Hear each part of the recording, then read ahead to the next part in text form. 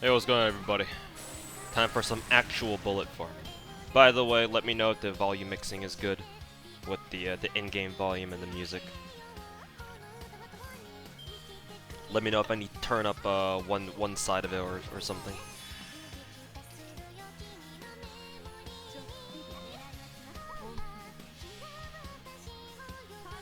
Who's best Rin face? Oh, actually, will change my mind.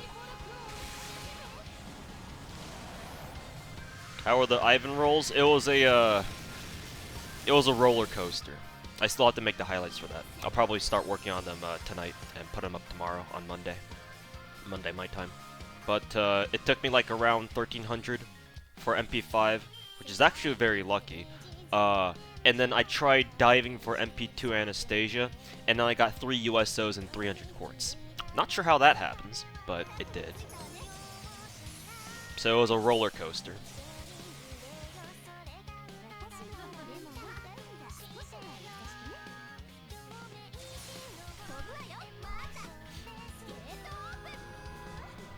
Who's best Sakura face? Melt.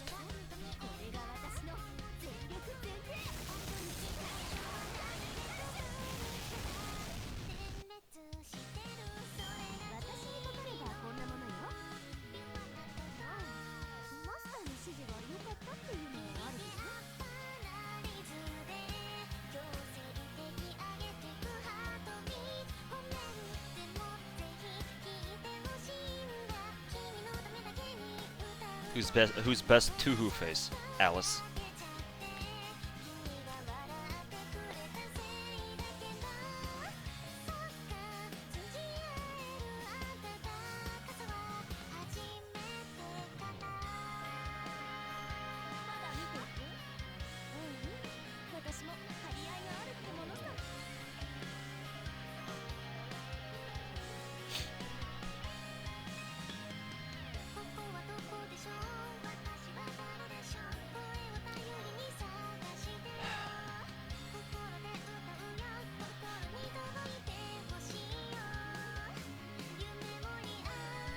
What MP is he? What MP is your Ivan now? 5. So I don't have to worry about him again.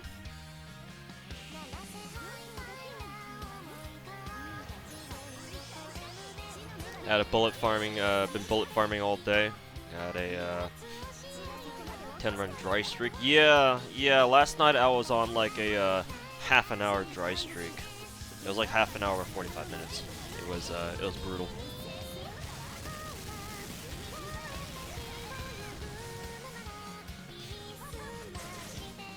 So Ivan is your 3rd most expensive SSR? No, there have been plenty of other SSRs who have been more expensive than him.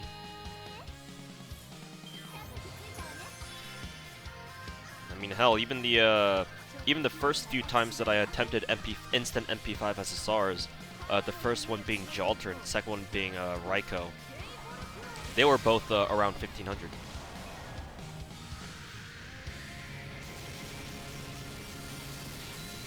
And then and then Tama Lancer and Merlin happened. Y'all know what that. Y'all know what the deal is with that. Excuse me.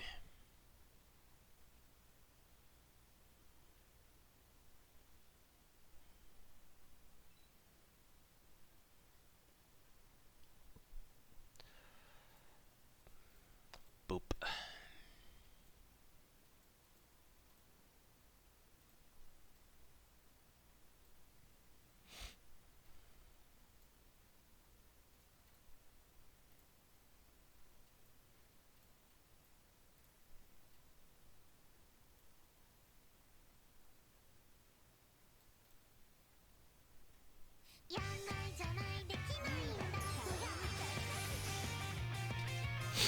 Excuse me.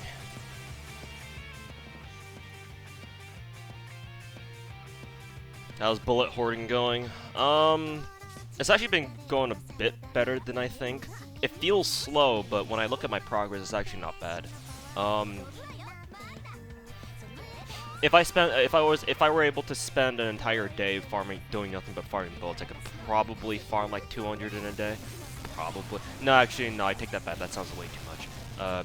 Maybe 100? If somewhere between 100 and 150, I think that's reasonable. 200 sounds a bit Monka. Because it feels like, in this node particularly, it feels like the silver boxes that the Yaga drop, most of the time, or more likely than not, they're just gems. More so than like stakes, for example. Like if in my experience farming stakes at Salem, the Gallows Hill node or whatever, which is the best stake farming node, or free quest rather, it feels like more often than not, if the enemies drop silver chests, it will be a stake. Whereas here, it doesn't feel that way. Of course, it could all just be RNG and whatever, right? But so far, it's been my experience. What kind of event is Journey? Oh, hahaha, you will find out soon, my dude. But no, just to explain to you what Go West is like. It's basically farming, Inception, Farmville style. You farm nodes to farm another node. That's basically what's happened. That's basically what happens in that event. Hence Farmingception. Farmception the event.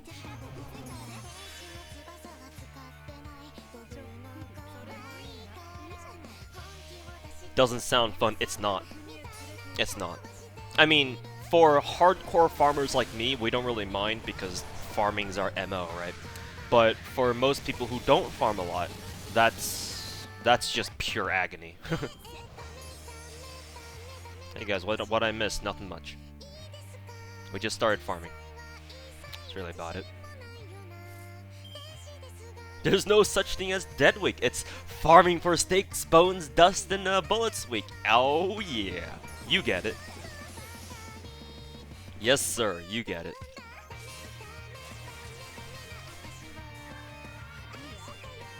Oh, good. Something to put on while I draw instead of just spamming random music. Yeah, I'm glad I can be a background noise to you. Always a pleasure, my dude. What's JTTW? It stands for Journey to the West, or for short, we just call it Go West. It's one of the worst events that FGO has ever had, just from a player experience standpoint, because it is brutal farming. For the reason that I stated before, because it's Farmception the event.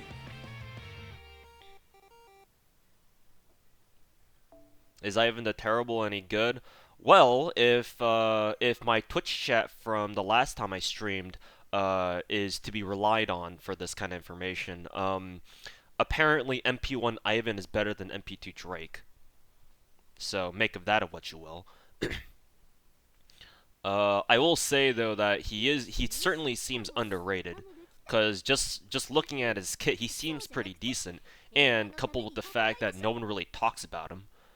Though it could just be a fault of his design, because a lot of people don't really, you know. His design is definitely unique, let's say.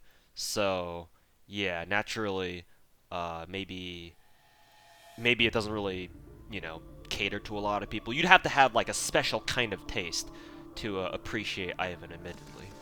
Like maybe if you like Dark Souls or something.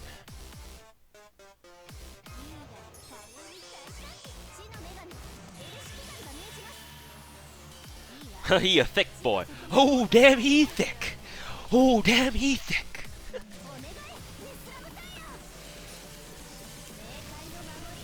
Farming streamers are the best for doing homework. Hey, man. Glad I can be background noise again. Because literally all I do is farm boring ass. All I do is something that's supposed to be really fucking boring, which is, you know, oh, who the hell wants to watch a dude do the same thing over and over again for like 3 or 4 hours? So, being told that, oh, hey, you're really good to have up as like background noise, it's actually a compliment. I'm sure that wouldn't come across as a compliment to many people, especially if they're not streaming something like this, but to me it is. His design is his downfall? Yeah. Yeah. Perhaps so.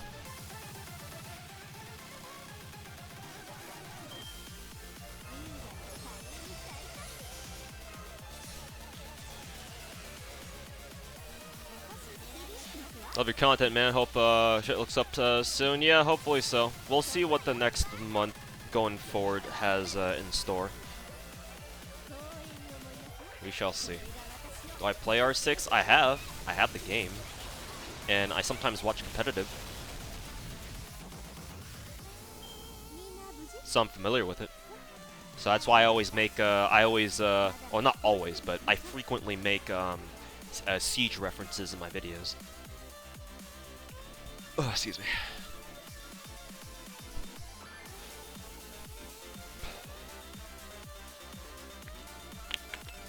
If Ivan was husbando, yeah, if he actually had like a human figure.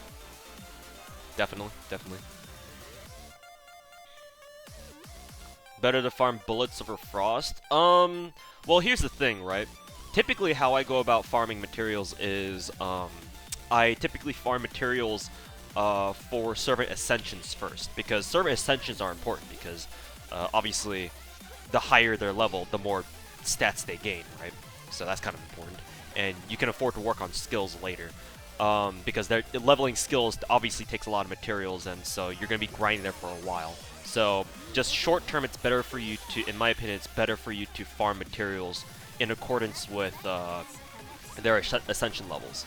So for example, in the following months, we're going to have servants who need Lost Belt 1 mats and Lost Belt 2 mats once that becomes relevant. So if I weren't farming bullets right now, I'd be farming frost for sure. The only reason why I'm farming bullets right now is because I want to get my Anastasia to max skills, so that I can use her as an actual farming caster. Because all of her skills are actually very good for farming. Because her first skill is an Arts Mana Burst, and that helps her refund a little bit. Because there is an Anastasia refund team for this, and it's actually very simple. Because what is it? All you need to do is just use. Apparently even MP1 Anastasia works here too. It's literally just, you know, Anastasia MP1, then you take a AoE, any AoE servant. Maybe it might be a good idea to take Helena, either Archer or Caster, because she has that 20% battery. So in case your Anastasia somehow doesn't refund enough, then you can use the Helena's battery to charge her up to like at least fit 49 or 50, and then she can use she can use her battery to charge up the rest. And you just take as your third servant, you just take what a single target archer to deal with this 160k HP Yaga or whatever it is. Hey RMS, how's you doing? I was about to take a break, and then now I have to farm alongside. Get back here, RMS. You thought you could leave.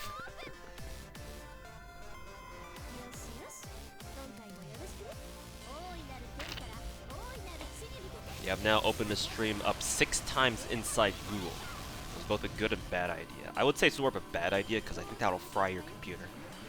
Unless you have a good enough one, of course. You'll get Sank Quartz in the summer. Ooh, a triple bullet drop. Those are kind of rare. Do we get Sank Quartz in the summer? I believe this anniversary is when we get the what is it? The legacy login counter Sank Quartz. This year should be the year where NA gets the boatload of free Sank Quartz as part of anniversary, right? Because I believe 2 years ago for JP, that's what they did for Scotty. Because I remember watching Honako's stream 2 years ago during JP anniversary stuff. You know, it was about, and he was able to get good stuff off that, or thanks to that from the anniversary banners. At least that's what I remember. I mean, bullets are, yeah, you're around 150. You have more than me. I'm only around like 100 something. I started very late farming because I was busy working on. I was just nat aping my way through Lost Belt, and then working on videos in the meantime, and other stuff as well. I've only just gotten started on seriously farming, if that makes any sense, I guess.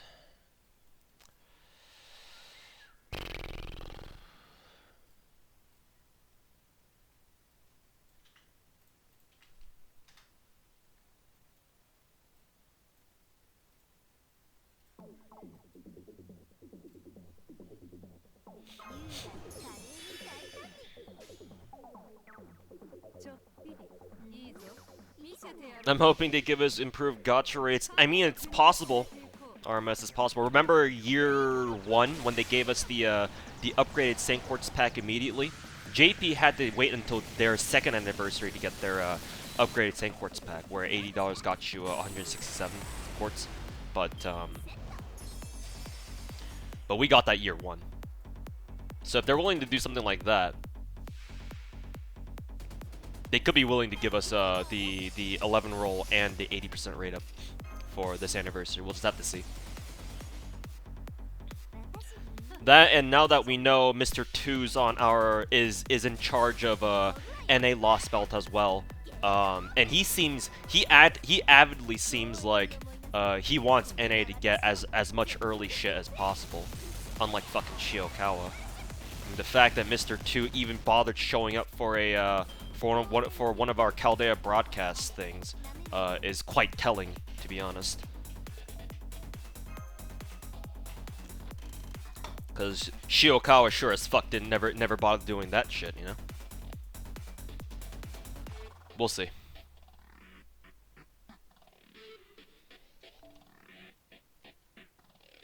Just RMS things. Yes, all he needs to do is roll story and he'll get everything he wants. How many times we gotta teach you this lesson, old man?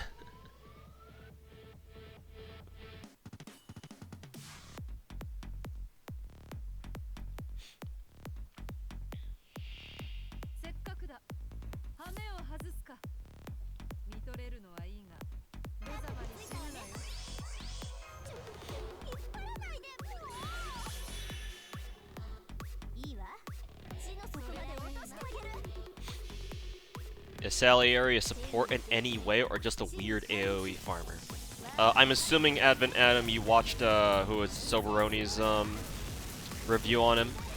I've been told that Soberoni calls Salieri some sort of support Avenger, which is weird.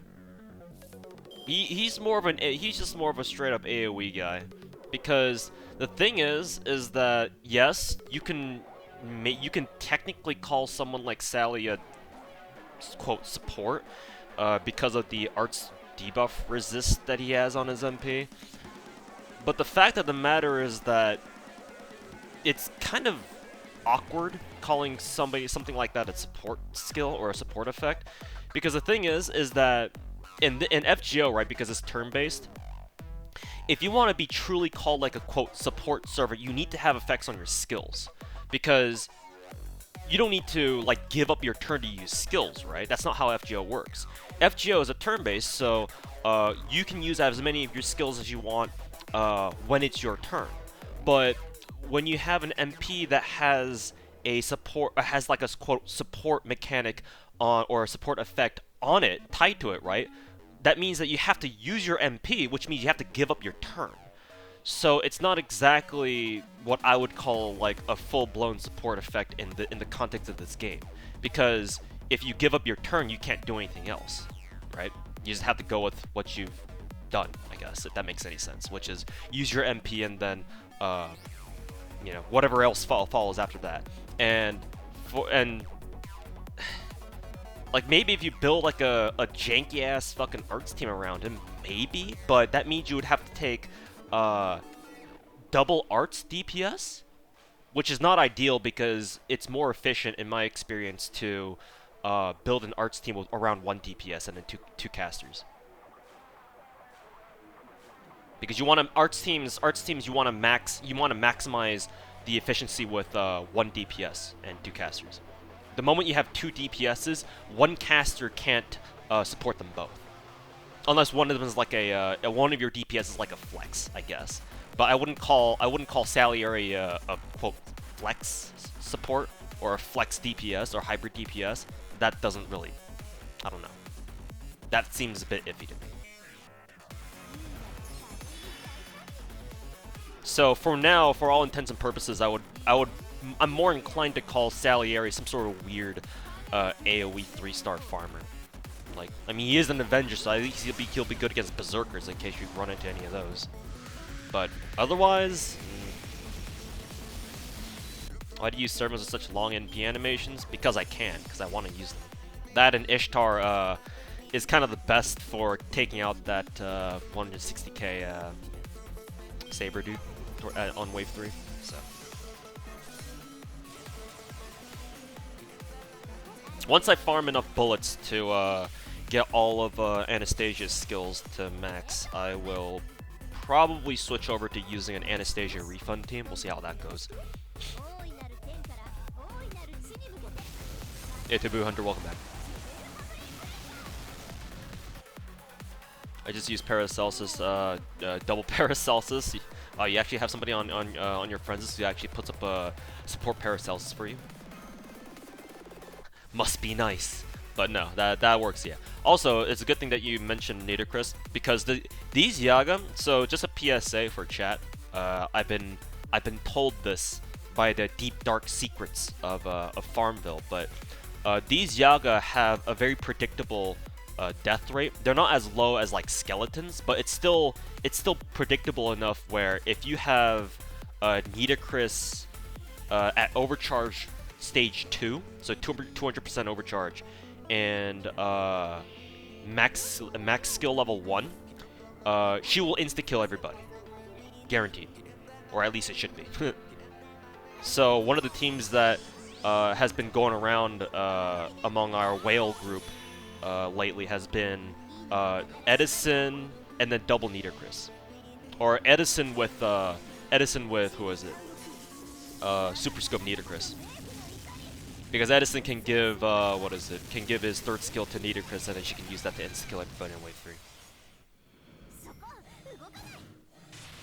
Third wave is a little bit iffy, though. Maybe you use your third servant as a single target archer.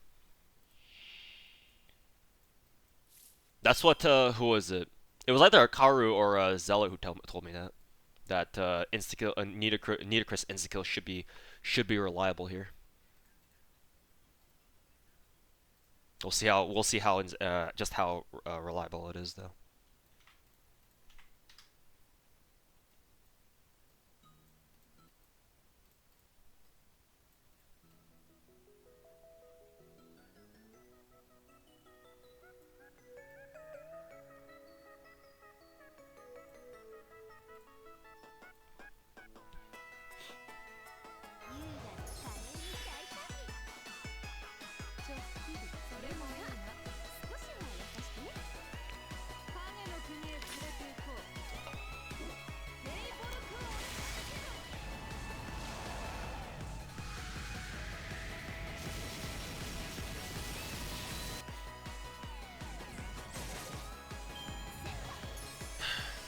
Saber Shiki should also work. Sure. I believe Saber Shiki's insta-kill percentage is a bit lower, though. You can always check, though.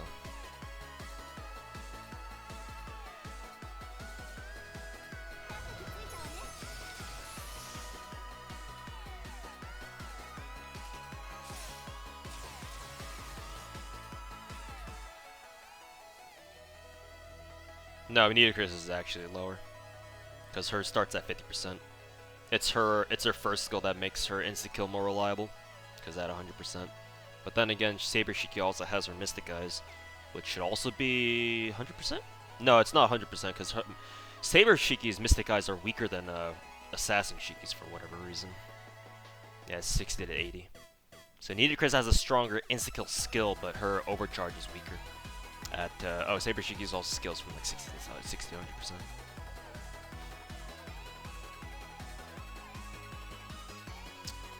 With these stats, they probably should be comparable.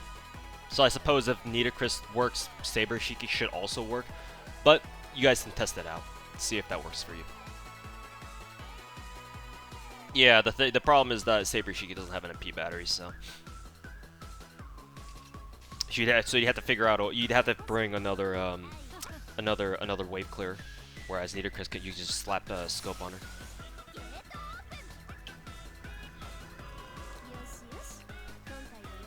How do you defeat Goetia? Herc solo, lol. No, all you need to do is just put, if you want to take the easy way out, just put a meat shield frontline, and then stack your backline with your actual units, your actual supports, and then DPS. He's actually not that hard, at least not compared to what we had to deal with these days.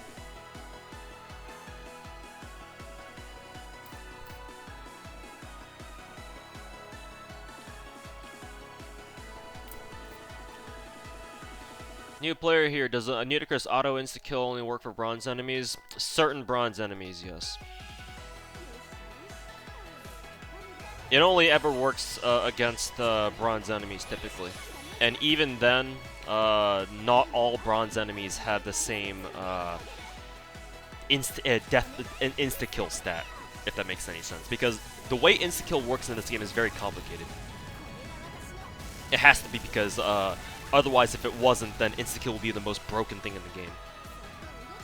It's very complicated because not only do your servants, if they're even capable of insta-killing to begin with, have like their own calculations for whether or not insta-kill would even work, if they can even proc insta-kill to begin with, but also enemies that you attack have their own like insta-kill percentages that you need to hit. So in essence, what you're really doing when you're trying to go for insta-kill strats is you're actually trying to roll the dice on whether or not you can hit like if you can hit like the narrow little spectrum on the enemy's insta-kill thing and see if you get lucky and roll that. For certain mobs like just bronze enemies, obviously it'll be much easier to hit insta-kill. But against skeletons, there is a way you can actually guarantee insta-kill, which is just Nidicrus, just Nidicrus and then max skill level 1, and you should be good to go.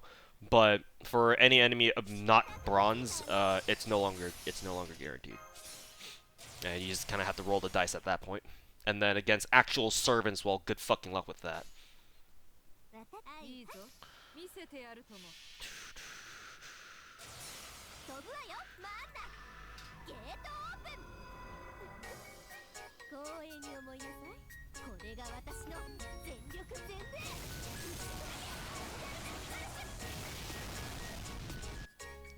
Farming bullets? Oh yeah.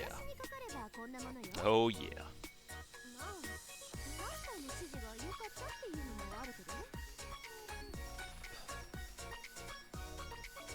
Working on it till go west? Yeah, pretty much.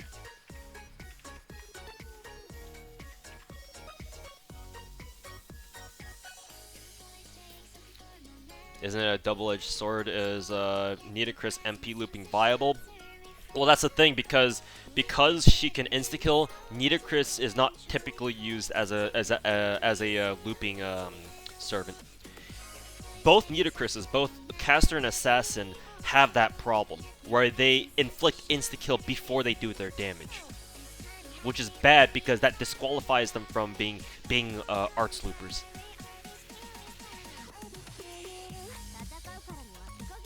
Like, it's a recurring trait among arts servants who can inflict insta-kill. Like Shiki, it's the same for Shiki.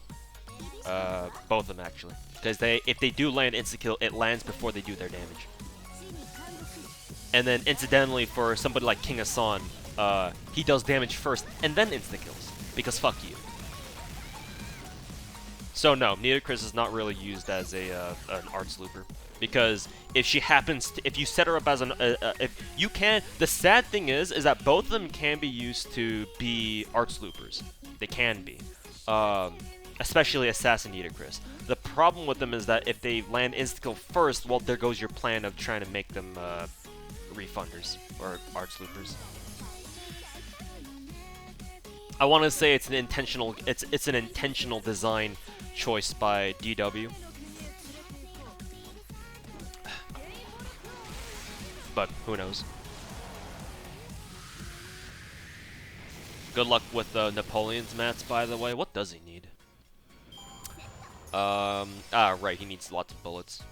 That's fine. Anastasia needs more bullets than he does.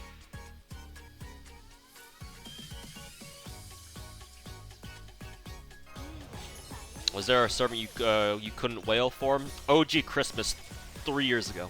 3.5 years ago. 2.5 years? 3? No, 2.5 years ago. Yeah. It hasn't been 3 years yet, but 2.5 years ago. I think I dropped like over 1,000 quartz on her. Or was it $1,000 bucks? Was it $1,000? I actually don't remember. It was a lot though. But I wasn't able to get Jack the first time around. But I did get her with her split rate up with Nero Bride come Valentine's. I love because fuck you mechanics in the game. There's a lot of them in this game. There's a lot of them. Hey guys, four silver chests. None of them are bullets. Thanks, game. How many bullets do you currently have? Like 100? Something like that we can check.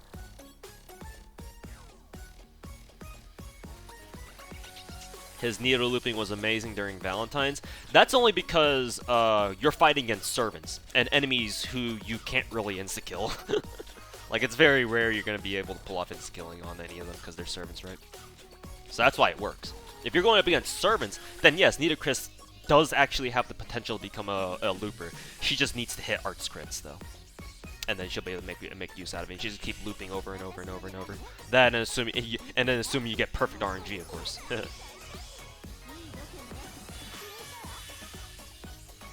4 silver chests, no bullets. Such is the farming life. How many bullets do we need for this year? A lot. A lot. Around 1,000? Probably sounds about right.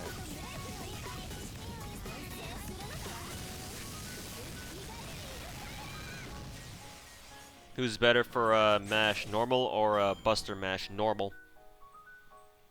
Buster mash still probably has her uses. Chat's told me she has a double taunt, so that's obviously got to be useful for something. But in generally speaking, normal mash is better. Or she's more consistent gameplay-wise.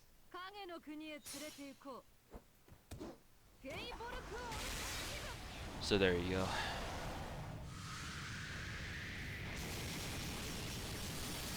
Let's see if this one is...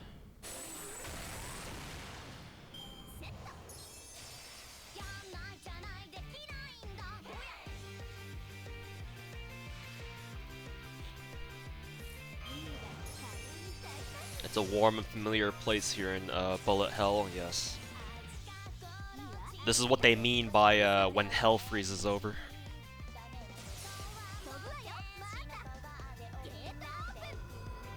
$1,000 bronze mats, no lotto by the way. Thanks, DW. What's the joke with Scotty having no MP? Because you will never have a use to see her MP under normal circumstances. Normal circumstances. Her MP is effectively useless.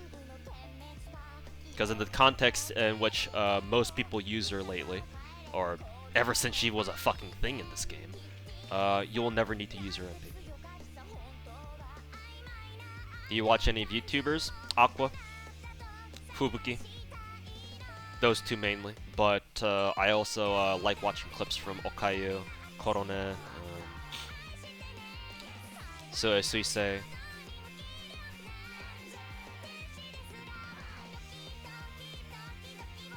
Oh, Rushia too. Have you finished farming Frost? No, I haven't even started. I've only been bothering farming bullets. What does their MP do? It's like, what does it do again? It casts one hit, not even one turn, one hit evade on all allies. Increases your debuff immunity, or your insta-kill immunity, and it increases your crit damage or some shit like that. All of which are useless for what she's supposed to be doing. Or what she's mainly used for. Where to farm ice crystals? Good question. Let me look that up for you.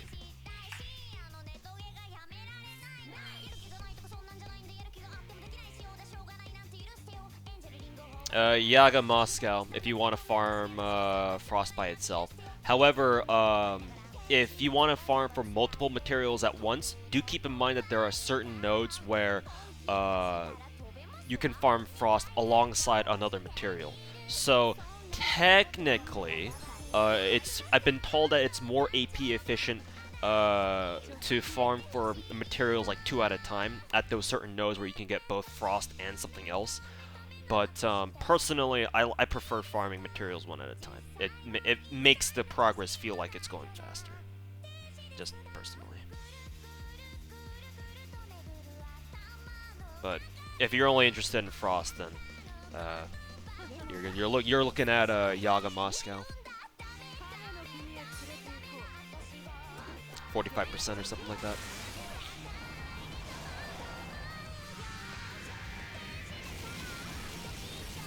Hey, Sunada-san, welcome back.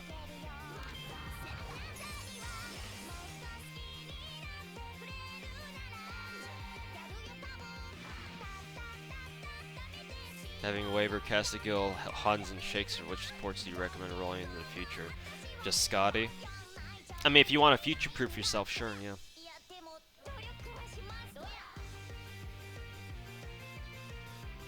Obviously, getting your own Merlin next year would be kind of nice, too, just to make your life a little bit easier, but you already have waivers, so you're basically set for the rest of the game. But seriously speaking, if you want to make your farming a little bit easier, probably Scotty. That's really about it. Just know that it's not all. If you want a Scotty loop, it's not all about just just roll Scotty, lol, forehead, and you're done. It's like you gotta have other things to go along with that.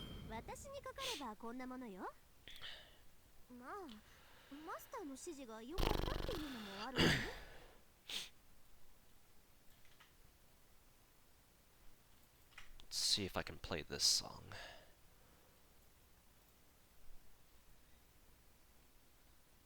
Yes, I can.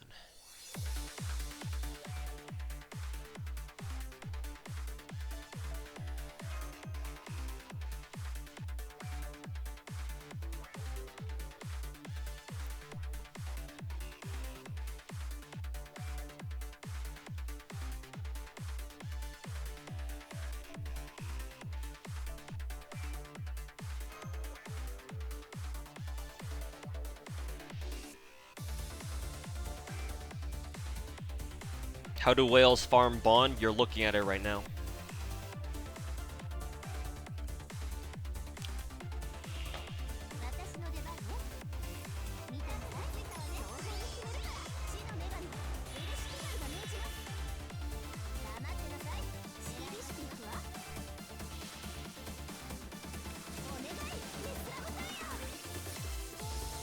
Altera or Artoria? Saber.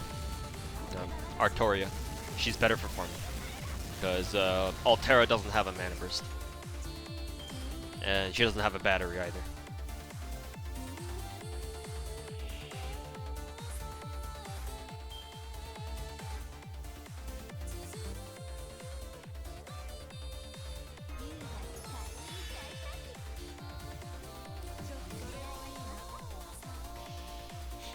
Why does Achilles need MP2 to loop?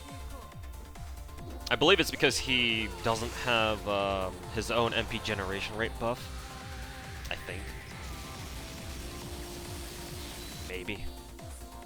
Does he? I don't even know.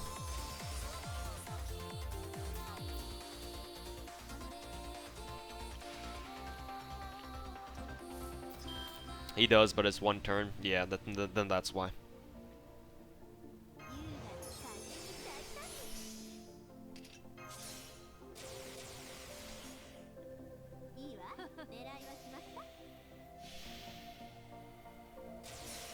You guys know what event is coming up? Here, Grizzlies, I'll give you a very helpful tip. Go to Google, type in FGO Wiki event list, and that should give you all your answers regarding upcoming events. But to answer your question for you, our next event is gonna be, what is it? Go West rerun or some shit. It's either that or APOC. I know APOC is supposed to be at the end of the month, so we might have Go West rerun in like the middle of the month. And then from that we'll go into APOC. Or APOC, pre-APOC campaign and then into APOC or some shit.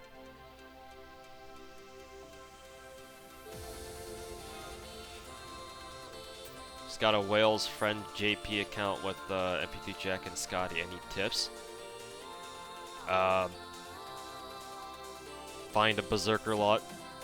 Or try to get one. And yeah.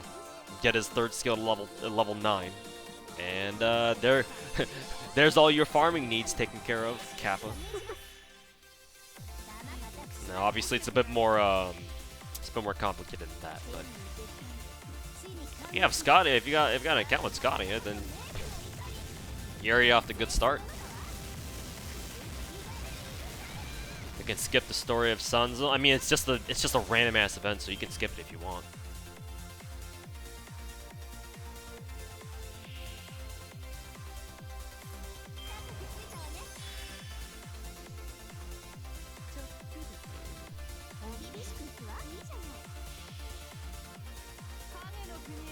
Japan is still doing FGO streams. Yeah, they're having one next Tuesday or next Wednesday, dude. Well, they can't do streams just because of Corona, dude.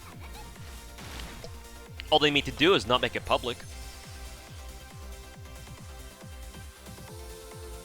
Is it true that Go West event is pretty cancer to farm? Yes, because you're basically farming to farm another node.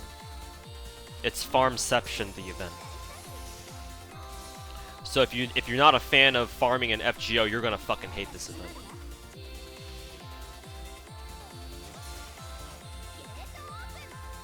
You think someday we'll get an opportunity to install or launch FGO on different devices without worrying about having to reinstall the game? Well, I don't know.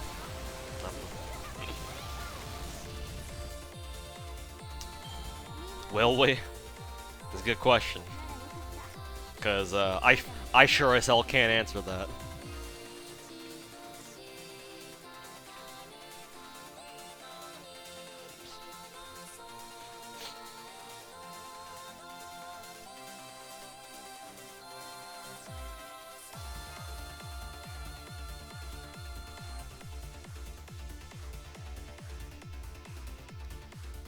Carnival Phantasm collab event when?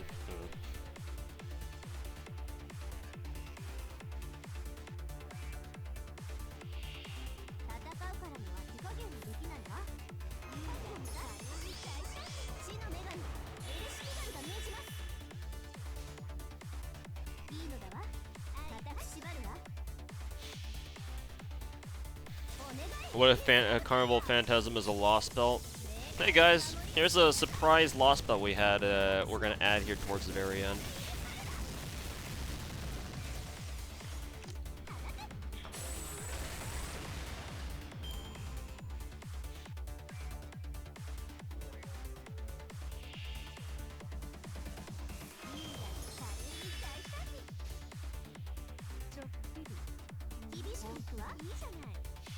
Is GoS rerun time gated?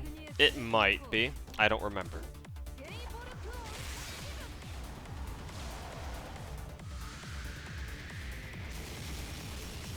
I hope they give Ivan this year a raid up. Yeah. It's going on right now, and it's the only one. For this year anyway.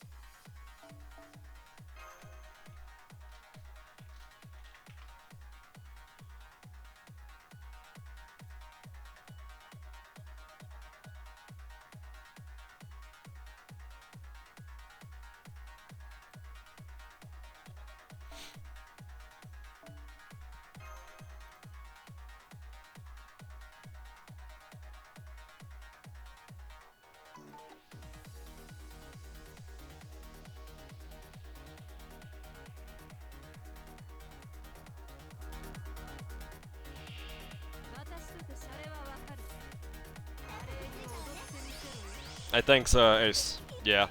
MP5 Ivan was pretty damn lucky.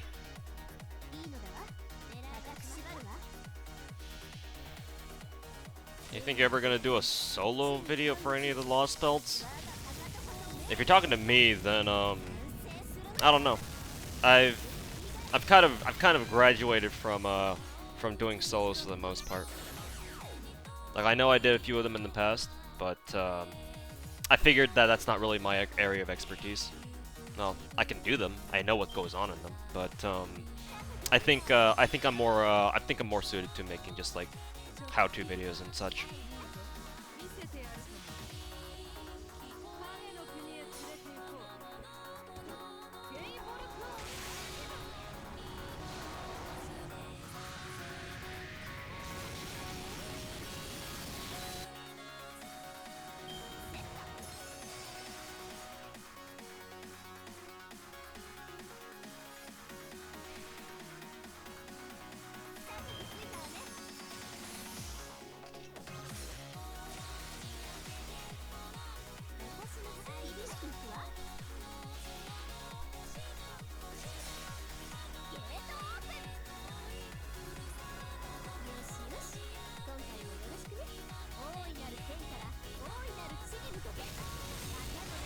Yeah, I got small lengths because the best bullet node.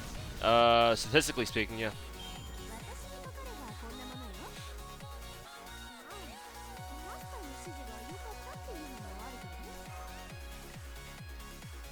I'll take a bullet.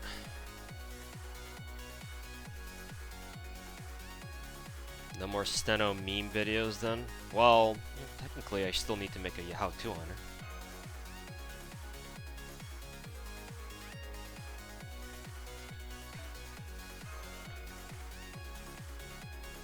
Are you firing Mystic Code XP? Yep. It's gonna take a while. Might as well get started. Why don't you use the support Ishtar and the rainy slide that puts on you don't have max bond? Because I'm not prioritizing max bond right now. I'm prioritizing something else, and that something else I just mentioned.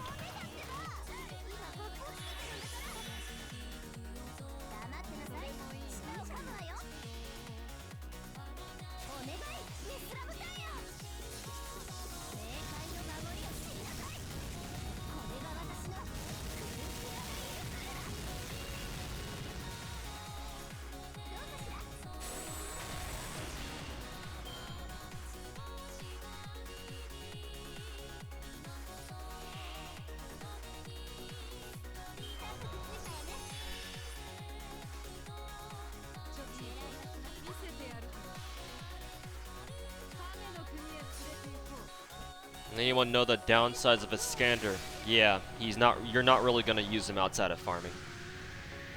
He's really just about good at farming. And that's really about it. Either that or you use him as like a bootleg Drake.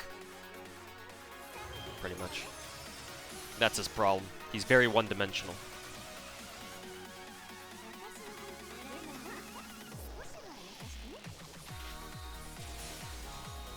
Whom have you ever used USOs on except for Saber Shi? I know I've used one on Ilya.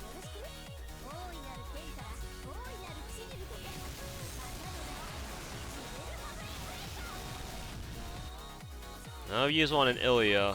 God, I'm forgetting the others. I'm sure maybe chat can remember my USOs for those of you who have watched my my Salt streams. I know Ilya is one of them, and then Saber Shiki, as you mentioned. I think I've spent, like, lifetime, I think I've special summoned, like, at least five times. 5 or 6 times. I'm gonna have to rely on chat to remember it for me, because I can't quite remember all of them. What's your opinion on Okita Alter? Best farming assassin in the game. Whose existence gets invalidated because Scotty exists.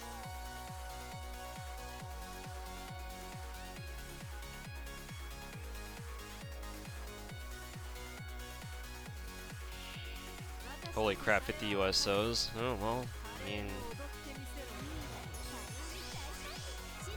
Tis the fate of whales, you know?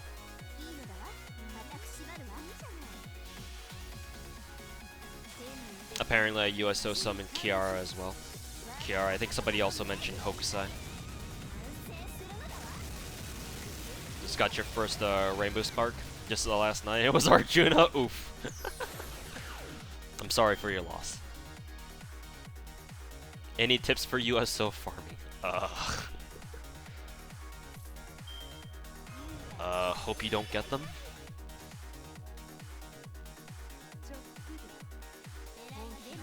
Are people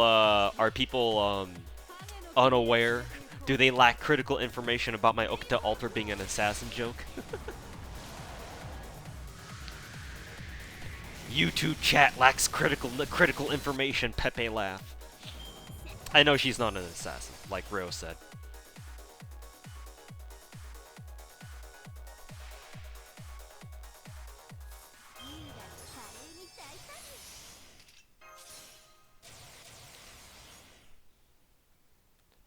Pepe laugh.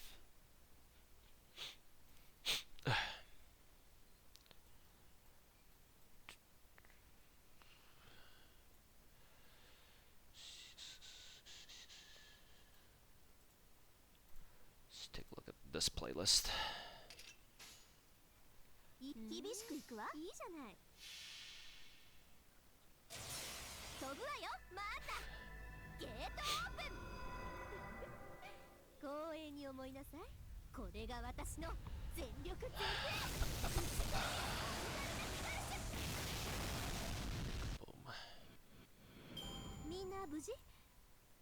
I should be able to play this one. Oops. Nope, never mind.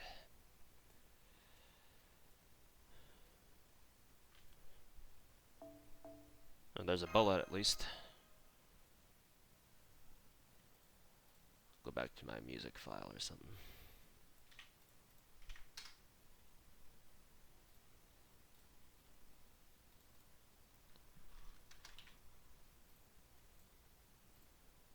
Okay.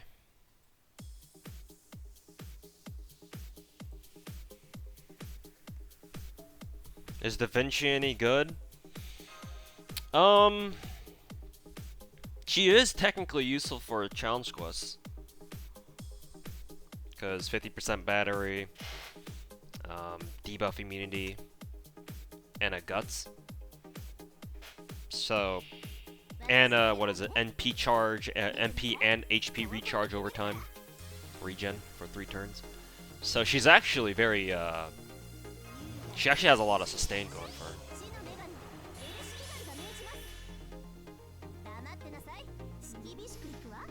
Whether or not you'll actually be able to use her properly in a challenge quest somewhere, that's another story entirely. I know JP had that one Kotaro challenge quest during one of the summer events. So maybe you can make use of her there, though he is single target only.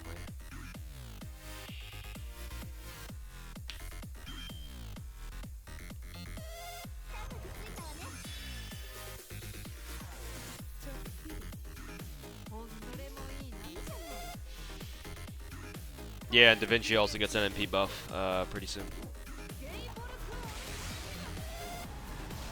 Are you liking Bremerton and Azure Lane? Well, I plan to marry her, so that should tell you a lot. But that's gonna have to wait.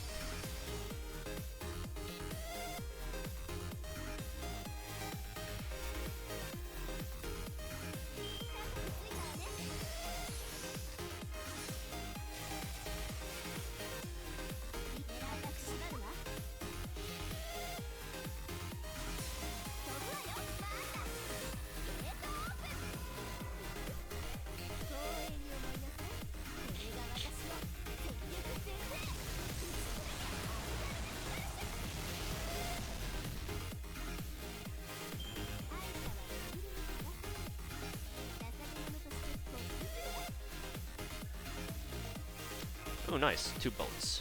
Usually we only get like bullets 1 at a time.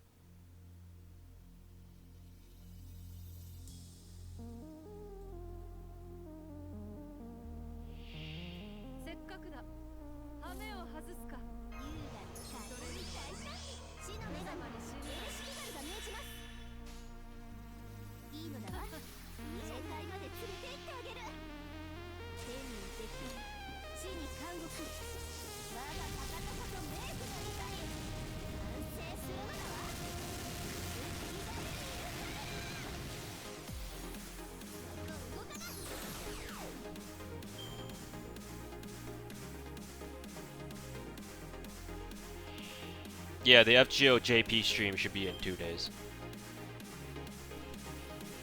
Maybe I'll stream in 2 days, up until the JP stream goes live, and then I'll end my stream once it's about to start, just like what I've done before.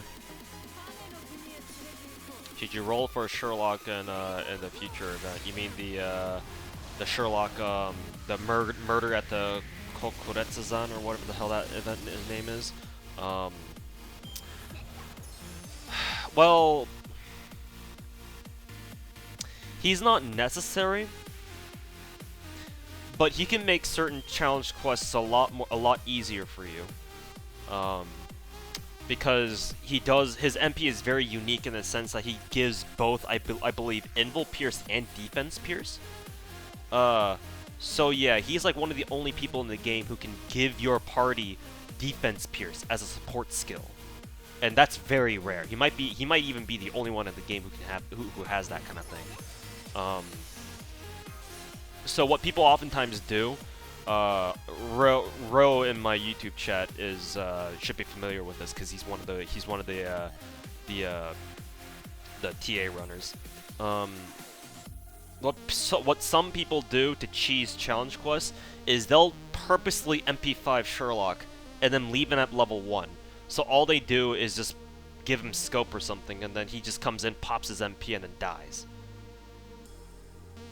But that's really all he needs to do, because by that point, you know, your team already has Defense Pierce, and if that's a challenge quest that they need it because they have like hella defense buffs or whatever, then well, there goes that challenge quest. Esports Holmes. If you want to use him seriously, that's actually a bit tougher because, yeah, he's built to be an arts crit meme, but his MP doesn't do any damage. So even then, even if you want to try to use him seriously, you need to bring him along to like highly specialized cases or fights to make full use of him. Otherwise, it's just more efficient to just bring somebody else.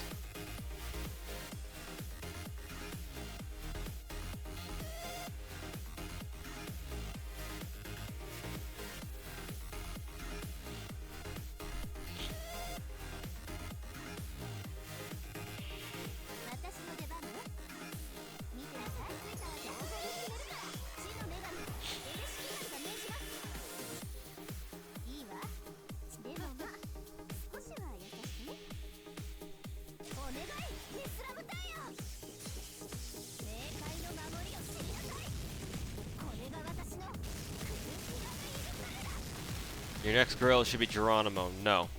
Currently grailing Chloe at the moment. How are the journey to the West Seas? The only seas that matter are, actually, the only CE, singular, not even plural. The only sea that really matters from Go West is, Demon Ox King.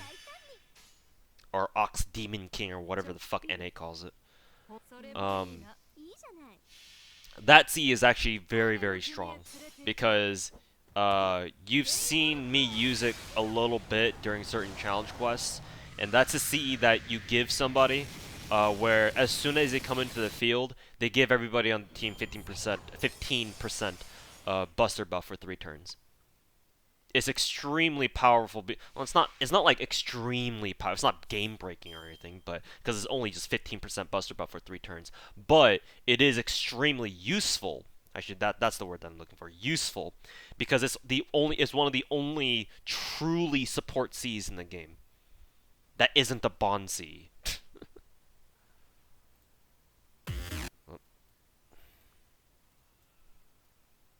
Okay.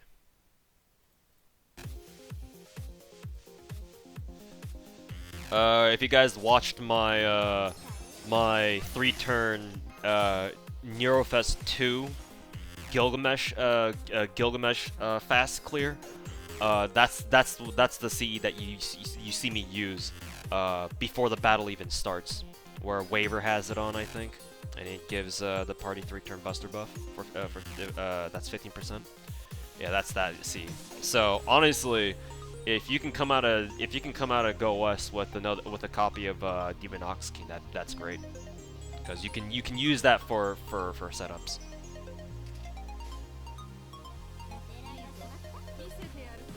It's really about the only C that matters from that event, honestly. Like maybe there's like one of the Gacha Cs that's actually worth a damn, but I don't remember.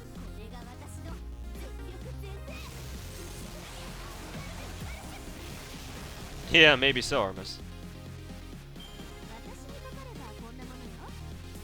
Is it wrong for you to use him as a crit meme? I mean, you should. ain't nobody stopping you. Use him for whatever you want. But I'm just saying, if you want to bring along an actual arch DPS, maybe it's a little bit more efficient to bring somebody else who has an MP that can actually do damage.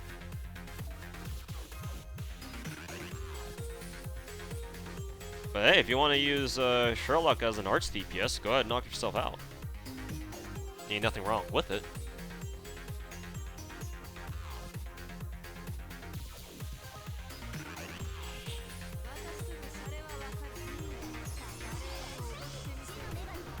Ox King will be used heavily in the APOC raids. Yeah, against the well, actually, not even just against like one person in particular. It's just wherever applicable, right?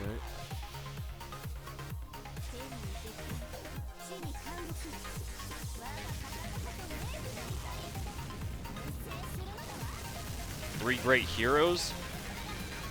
It's a decent CE, but you know, there are always better options. Like, you use three great heroes if you don't have something like First Sunrise or some shit, something like that, right? Does three great heroes have starting charge?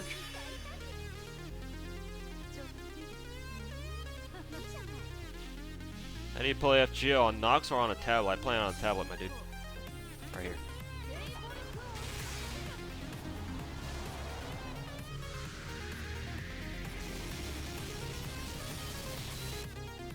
Oh, it is an actual 50% charger. Or is that only 40% at limit break?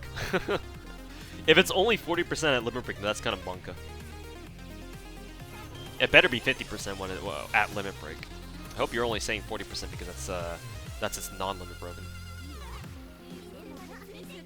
40 at limit break. Okay, fuck that shit. Wow, DW fucking cucks you on that one hard.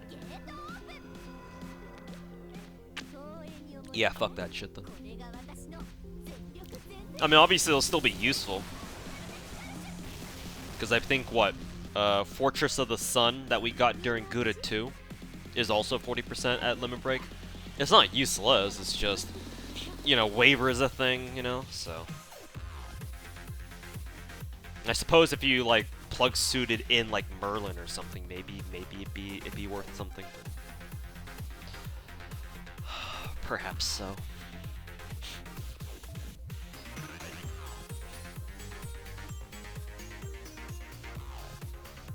Is there a team guide for APOC? I mean, it's just just raids, dude. It's like raids, and you just stack double Merlin on somebody with a Buster MP. Like the APOC raids are, it should be nothing but just the servants themselves, right? Servant solos. Yeah, all they do is show up by themselves. So it's like if that's all if they're all you need to deal with, then you don't really need team guys for that, do you? How many bullets do you want to get? 216. I want to get Anna's skills to max. And I've still got 84 left.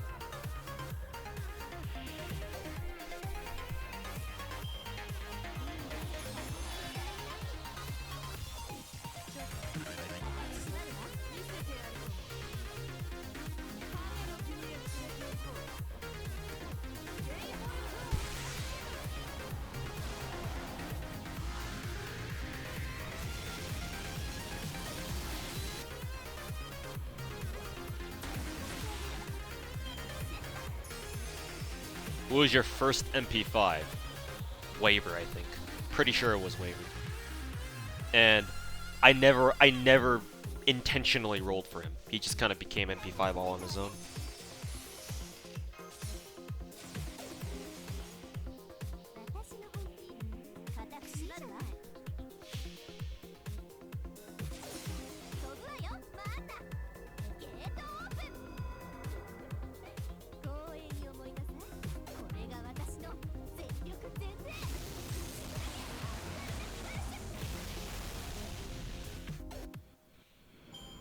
Imagine getting spooked by waiver, can't relate. Yeah.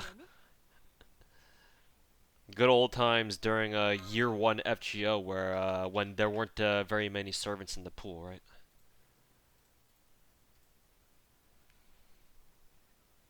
Good old days. Round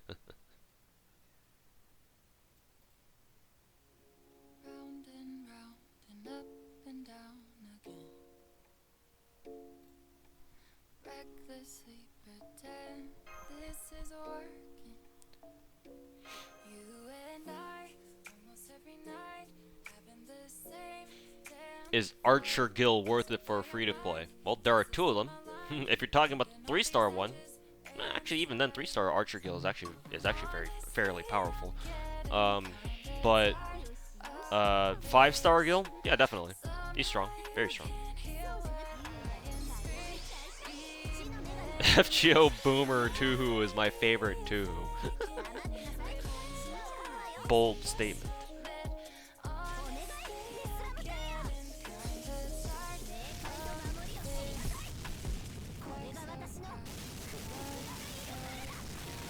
How good is a Zerker Jolter?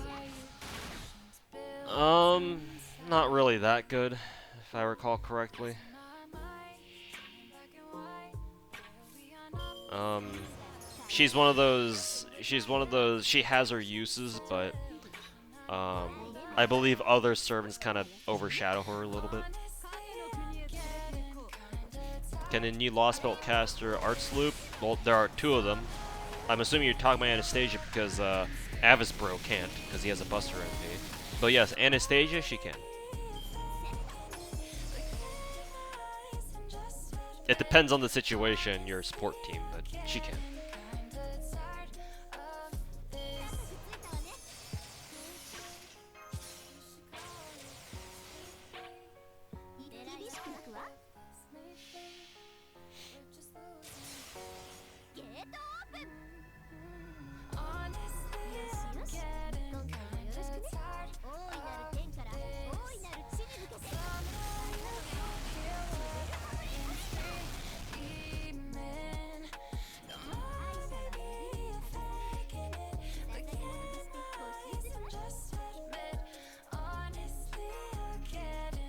She does do more damage than her Avenger self at MP1. Yeah, and she is a welfare cinch, so that should be an automatic MP5.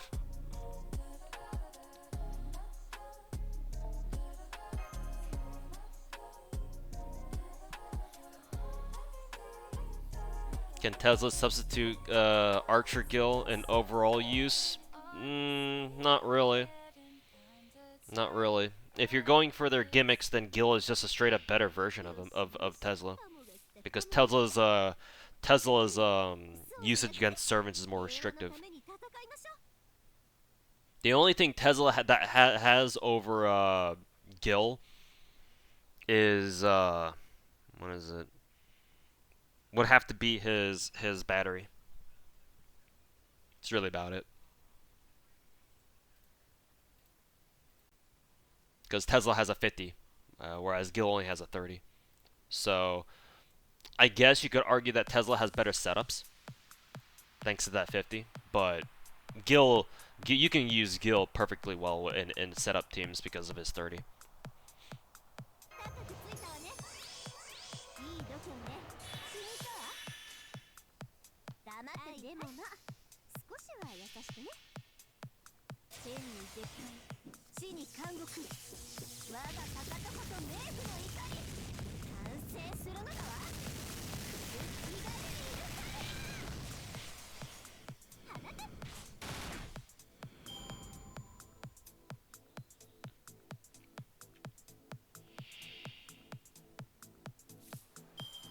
How would a conversation go between Boomer Archer and Zoomer Archer go? Well, Moriarty's a fucking weirdo, so I assume Say's gonna convince him into is gonna get him to go around dabbing and taking selfies all over the place. Hey, Nightmare, welcome back.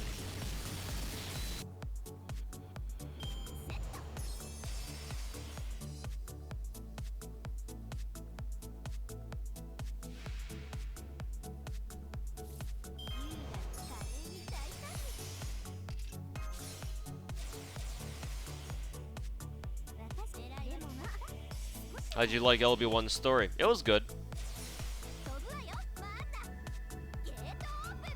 I liked it. My favorite part was my favorite part of this story was Kadok. How do you say his fucking name again? Is it Kadok or is it Kadok? How do we accentuate his name? Is it Kadok or Kadok? I'll just call him Kadok. Kadok and Anastasia, their interactions specifically were my favorite part of the story.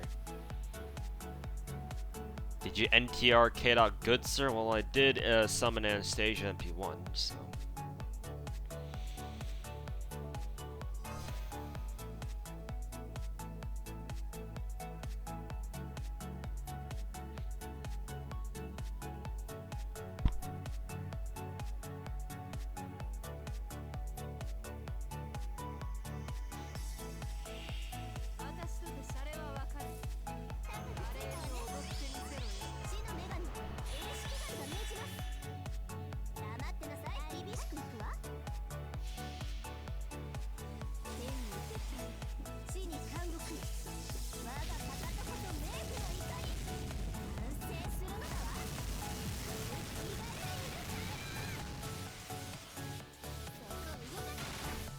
What's a good place to farm feathers because you're always running out? Salem.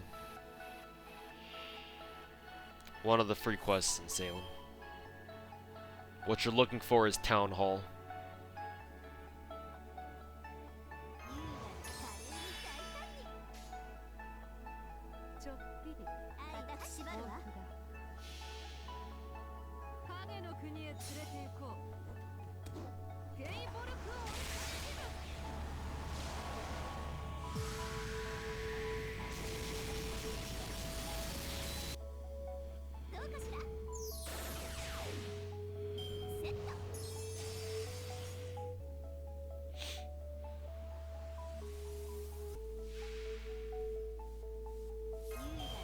I like how everyone's saying to NTR Kadok and but not NTR Amakusa.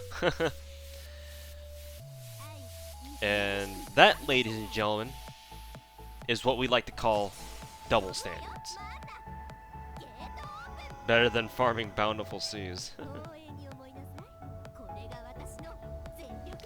But then again, Amakusa's already over it though.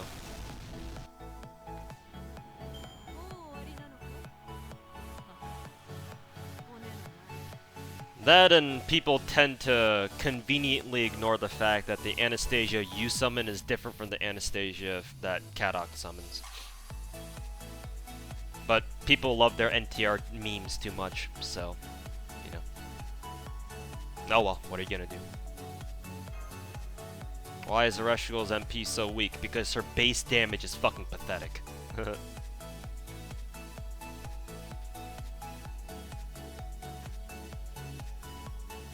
What's your opinion on Sei?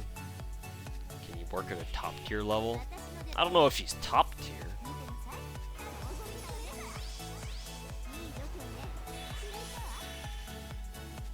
But with her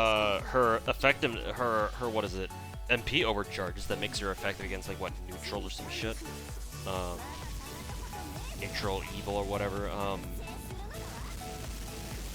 I suppose you could use her for certain farming setups where if there's like sabers or even off class enemies that count under her super effective attributes. It's not really super effective.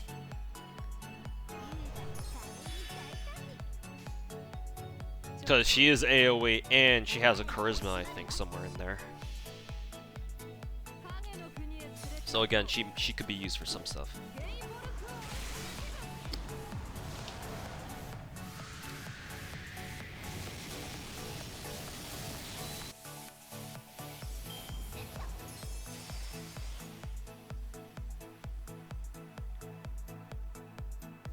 But that means we both cucked and mind broke Kadok as Anna doesn't remember her time with them.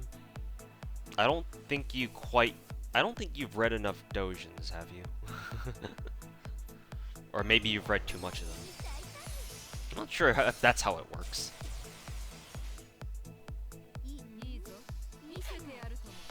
Farming for who? Anastasia? Yeah.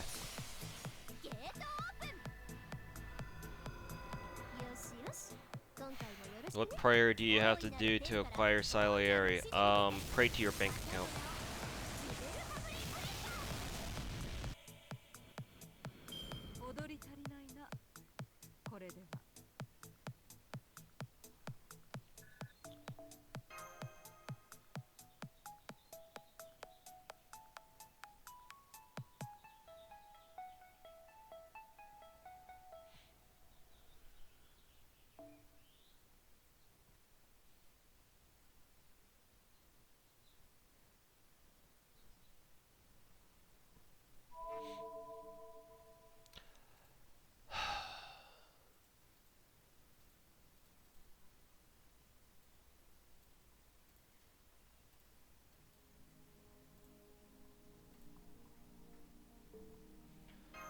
So what master missions we got here? Summon point, do front point summons, enemies, dragons, wild beasts. What the fuck?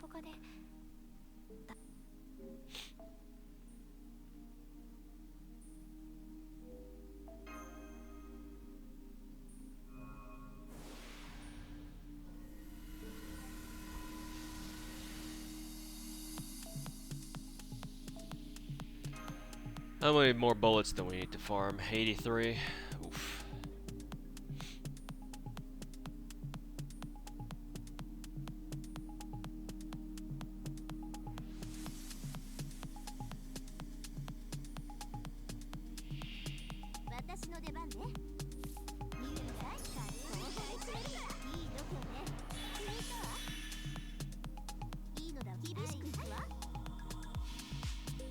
Total bullet farm goal today. I would like to get 83 more, just so that I can max Anastasia's skills and then move on to farming Frost for the rest of the servants, for future servants' ascension stages.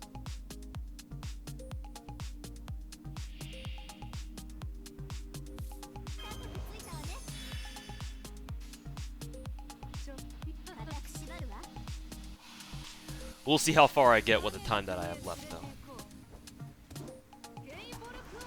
Isn't Shiki not weak to Enema Elish either? Probably not, but counterclass damage still.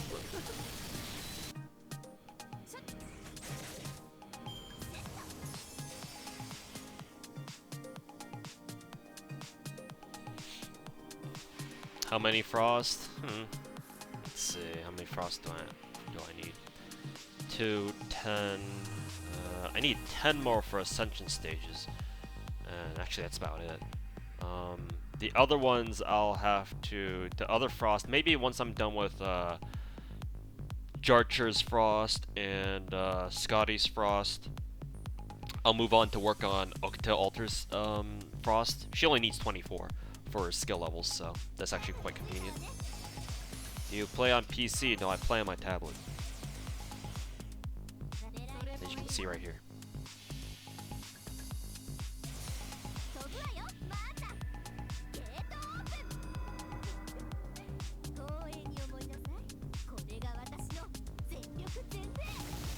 Why would a summer servant need frost? I don't fucking know.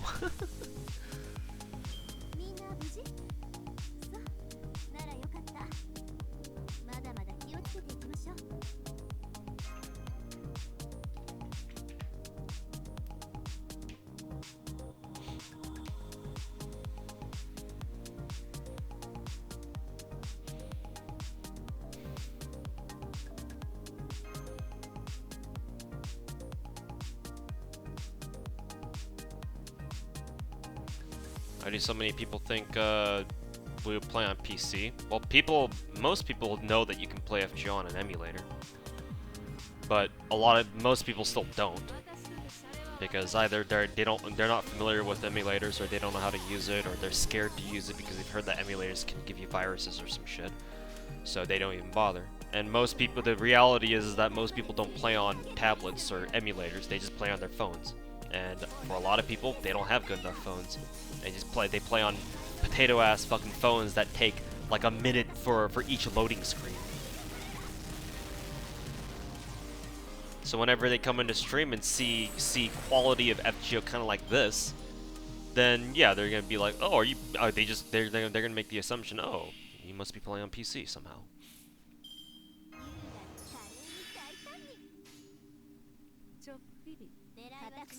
Like, just go to at least. I don't know. They're not doing the whole FGO tour thing this year either. But if you went to any of the FGO tour stops last year, and you went to one of their FGO challenge stage things, like, it's very obvious that most people don't play on like high-end tablets and shit. You know, most people are just regular old people who just play on their phones every once in a while. That's just how it is.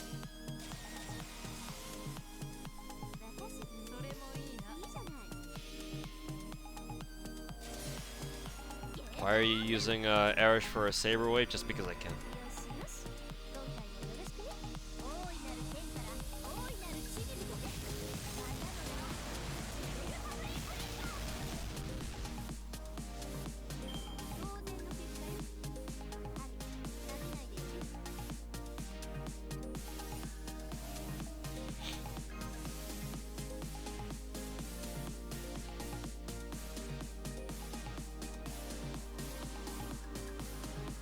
Is it worth spending 600 gems for 10k to grind? Oh, you're talking about Azure Lane. Yes, absolutely.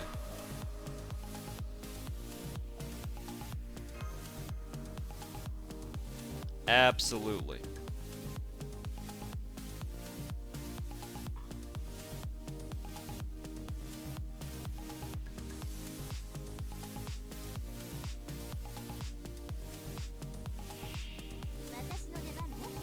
Because, to put it in context, Giovanni, I think that's your name,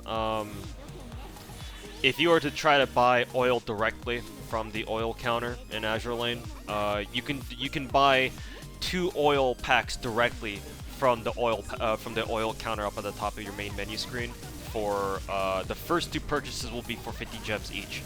I can buy oil like that for 50 gems each twice at a rate of 845 oil for me personally. It might be different for you, but for me, I'm getting what, 1600 oil out of that, 1690 for what, 100 gems, and you're spending 120 gems to get 2000. So that's still a better conversion rate. That, and you can buy those oil packs in the shop for what, 120 gems for 2000 oil, 5 times in a row instantly. Whereas you can only buy oil like what I just described for 50 gems per pop twice a day. And after those two times, the price increases to 100 gems per. And starting from that point on, it is not worth spending gems to buy oil. Because it's not like your oil exchange rate gets any better either.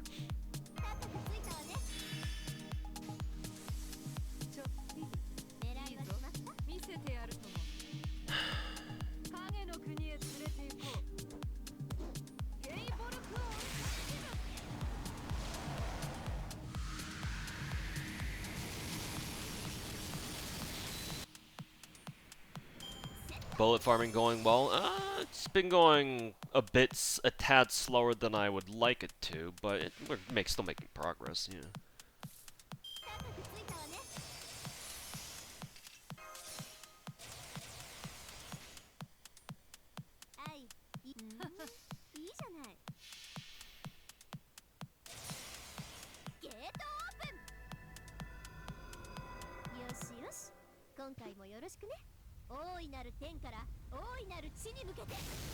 But if you could use quartz fragments as silver apples, I doubt anybody would.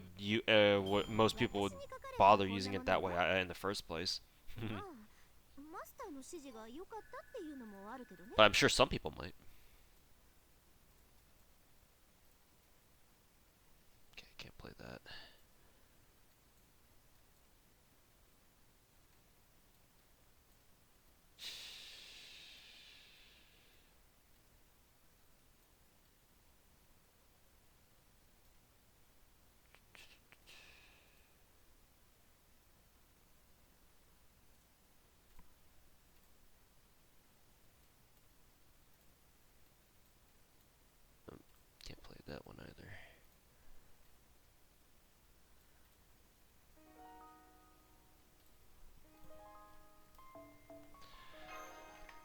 bullet. Give bullet.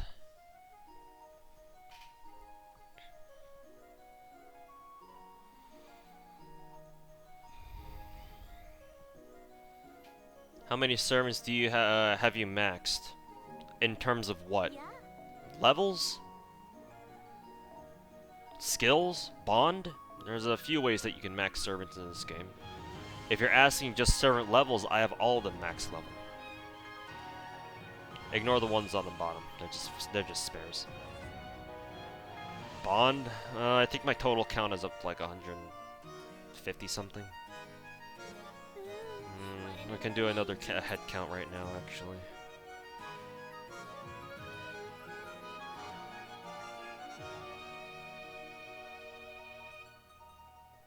Alright, I remembered I relocated most of my Bonsies to my second archive. What is it?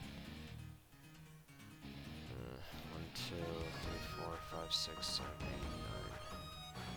9, 10, 11, 12, 13. So 13 here, remember that number, chat, as I dig through my second archive. Second archive. Okay. I believe this is where my Bonsi starts. Yeah, because that one's Columbus's. This one's the Valentine's one, yeah, so this isn't a Bonsi. I thought Bonsis are supposed to be, like, together. What is this? Oh, it's Chacha's. Let's see. God, there's so many.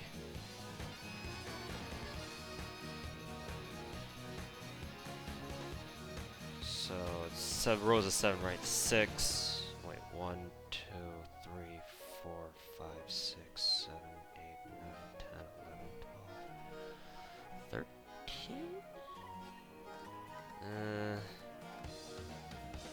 No, this is gonna be complicated. 13 minus 1, or minus 2. 14 minus 2. 15 minus 3. 15 minus 3. 16 minus 1, 2. 16 minus 5. So 16 minus 5. 16, 7. 112 minus 5, 107, 108, 109. Go back down here. 109 plus 6, 116 plus 13, so 128. I'm probably not counting a few of them because I'm getting my math wrong, but that should be a good enough estimate, I guess.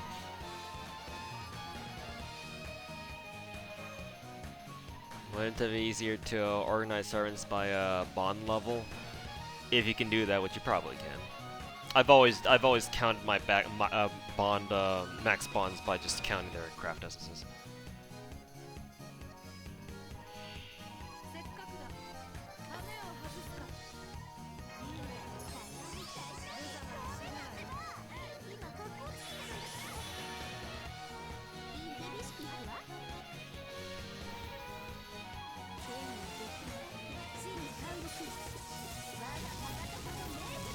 You can multi-select them? Yeah, I could. But I'm currently using multi-select to keep my Demon Ox King and other CEs like that I frequently use for like solos and stuff and just meme videos and such. So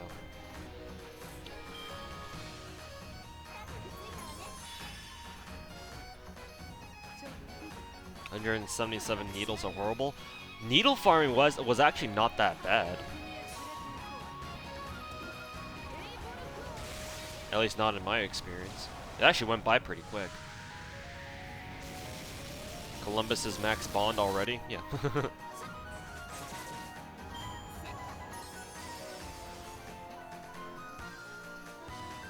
I mean, he's been out in the game for almost a year now, so.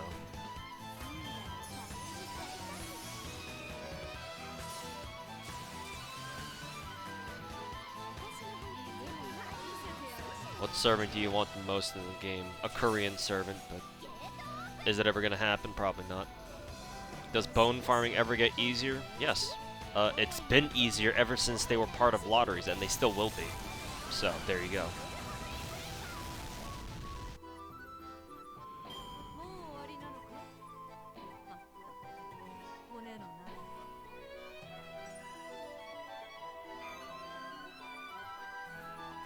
The roll waiver, is it worth getting him MP2? You don't have to go for MP2, but if you do happen to do so, don't think that he's useless. God knows we've got enough plebs playing this game who think that extra MP levels on waiver is useless. While you don't need them, they're far from useless, I'll tell you that much.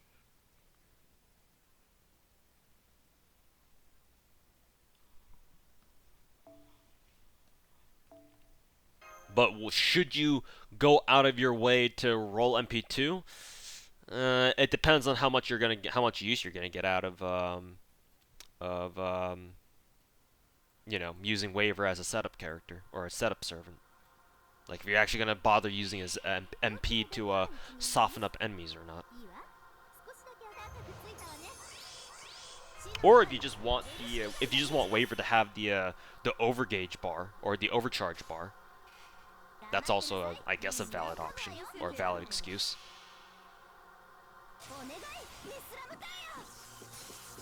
How many bullets does Anastasia need? 216.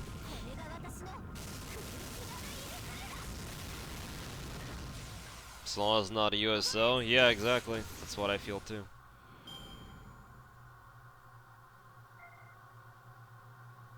Yeah, that's also true though, RMS. Yeah. It's also very true. Annie Blonde is one hell of a drug.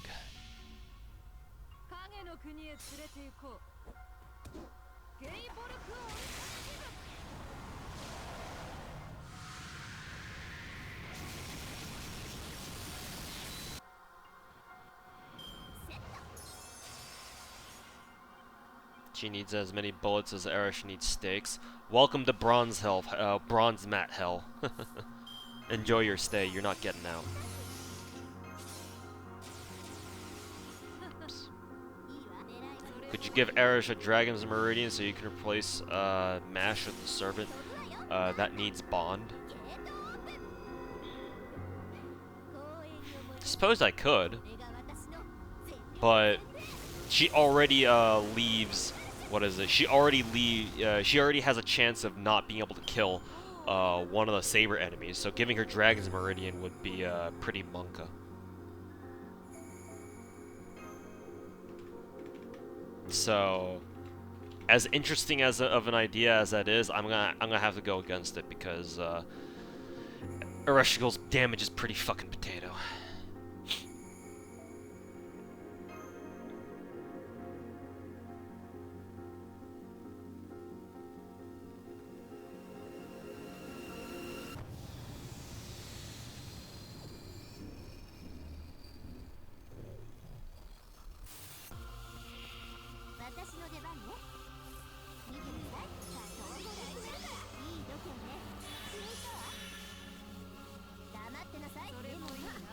I think that's highly unlikely, Sadel. JP had to wait a full year for Jack's animations. JP would literally riot if they found out that NA got Jack's animations along with Morge's for the first run of APOC. No, that's not gonna happen.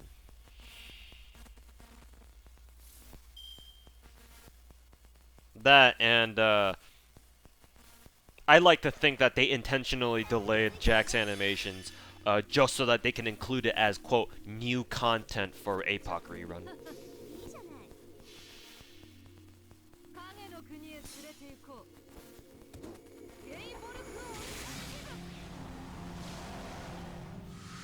What are your thoughts on new Mash skill set? Interesting. Double taunt is probably worth something, but normal Mash is probably still better. Why should we care what JP thinks? Good point, but I'm just saying they would fucking riot.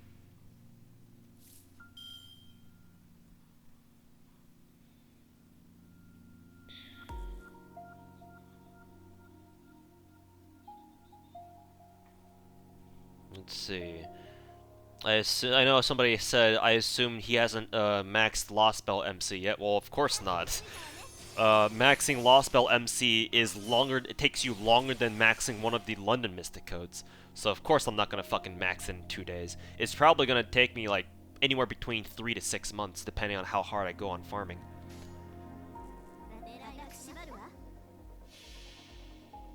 Hi too. I started watching your FGO videos and couldn't stop watching it. Thanks for making these fun videos. Hey, you're welcome.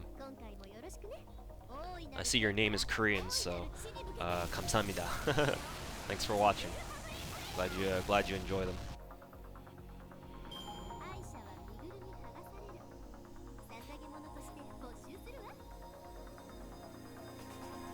Let's see. Those are 2 bullets right there. Is there one MC every Lost Belt? No, it's just, this is just it. This is the only one that comes with Lost Belt. That's why it takes you so fucking long to level it, because it's the only one that comes out of Lost Belts.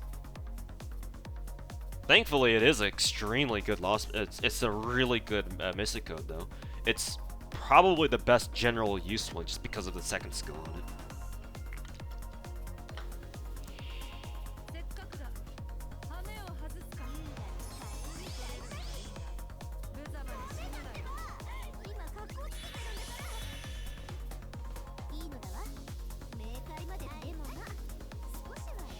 Mystic code levels are the single most brutally dumb thing in the game. I disagree. There's a few dumber things about this game, like raid up, 1% SSR chances. You don't think that's kind of stupid? But no, it's, to me it's not that bad. Like that, what is it? The London Mystic codes and then Arctic are the only ones that are like really brutal level. Everything else is okay.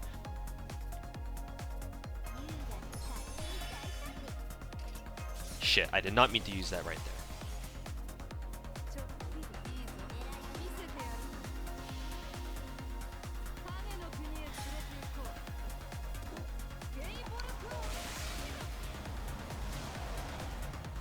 We've got a rerun for Plush Bear Archer and JP.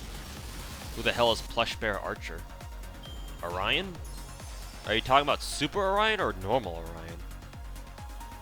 Out of curiosity, what MP is your Erish? 5. You can tell because every time I use an MP, you can see their MP level down at the bottom.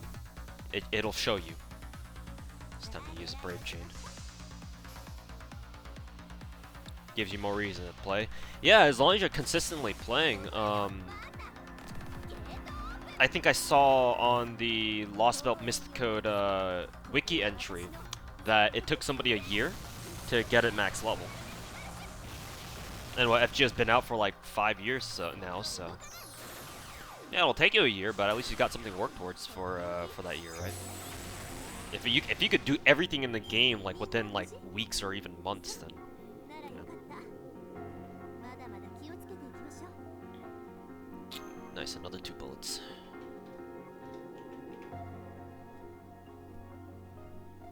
Super Orion? I don't know. I'm sure it'll show up at some point.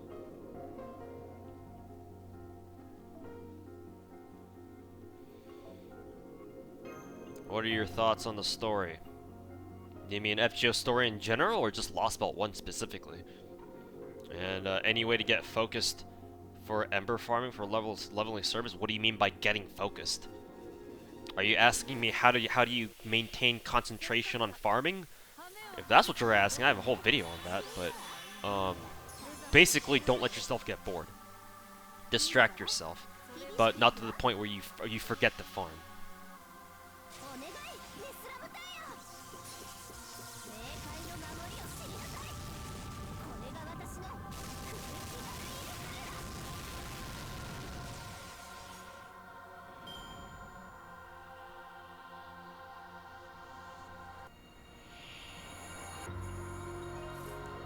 What singularity do you think is the hardest singularity?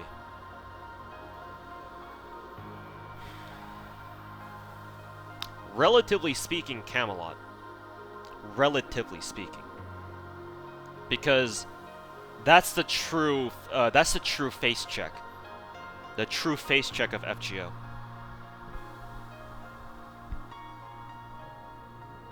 if you're prepared for Camelot, then that's just as easy as any other singularity. But if you're not prepared, and you don't know what that chapter is gonna throw at you, you're gonna be sitting there for a little bit thinking like, what the fuck is going on? And that's Camelot is the first true vibe check.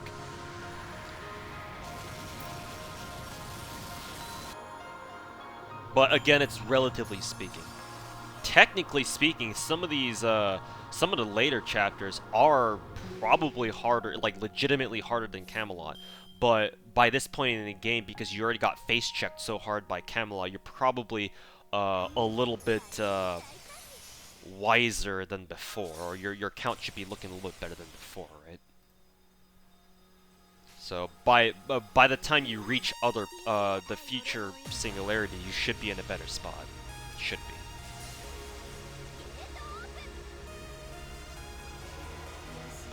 Again, there are ways to fucking cheese Camelot. It's not totally immune. How hard is the Musashi singularity? How hard is that? I know for a fact that some of the swordsman duels are actually legitimately tough.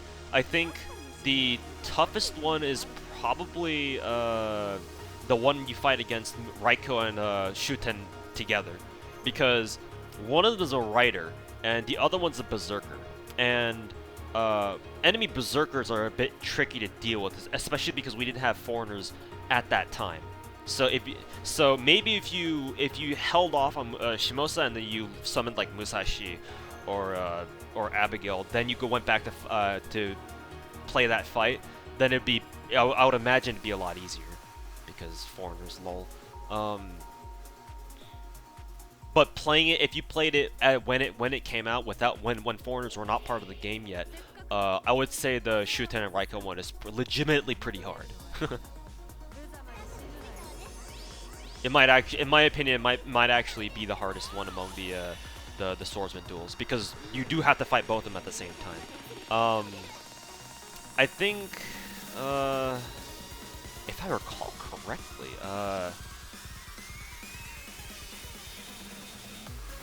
what was it? Toma Gozen's was probably a little bit hard. I don't know. I'm forgetting my swordsman duels.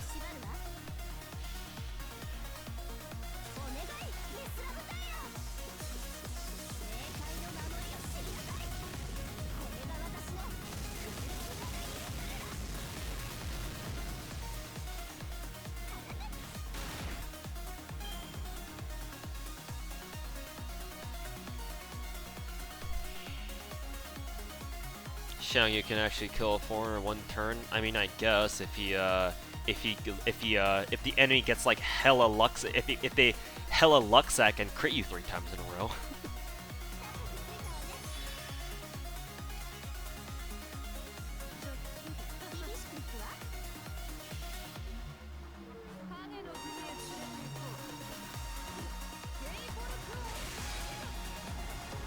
Alright, turnips, thanks for hanging out. We'll see you next time, man.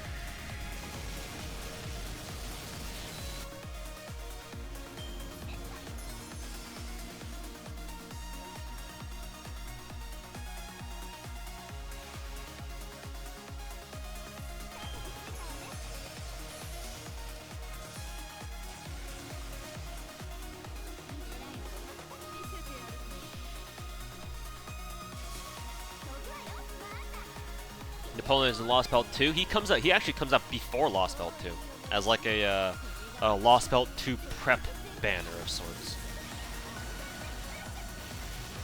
How excited are you for the auto repeat quest button? I'm decently excited for it, I guess. That honestly, that quality of life change where you can just go but just repeat your free quest directly like that is better for people who aren't used to hardcore farming. Like, if you're already used to farming by this point, that kind of quality of life thing won't really impact you all that much. I mean, I say that now, and once we get it, maybe my opinion will change. But like, if you're already used to like fucking farming hours on end every day, then it's like whatever.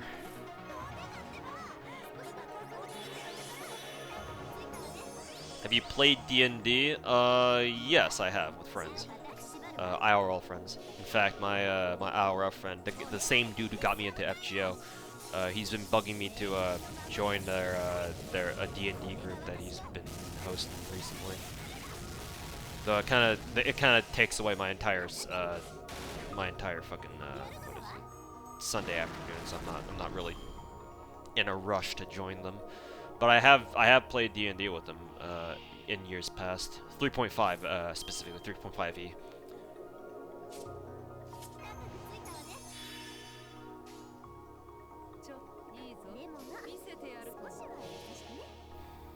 影の国へ連れて行こう。ゲインボルクを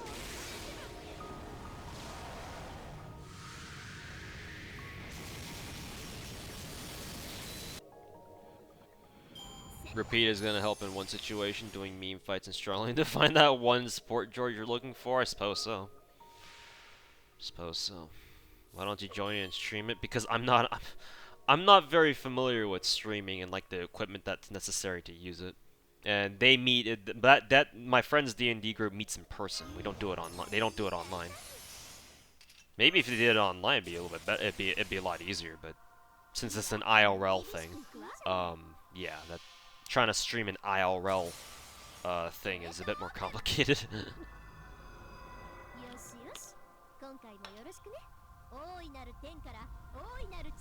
Hey, Klepty1, how you doing? I'm doing fine. We're just farming bullets. I'm not familiar with streaming, he says, as he streams.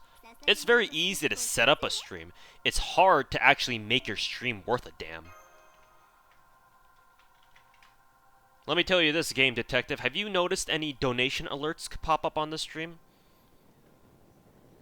Do you notice an overlay for this stream? What the fuck is that sound? Is it the music? Oh yeah, it is. It's towards the end. That's why it's kind of sounded all weird like that. But yeah, let me ask you. Do you see like a dedicated stream overlay that I'm using right now for the stream? Have you noticed any notifications or any kind of stream alerts? The answer should be no, because I don't know how to fucking set up those kinds of things, and I've literally never bothered looking them up.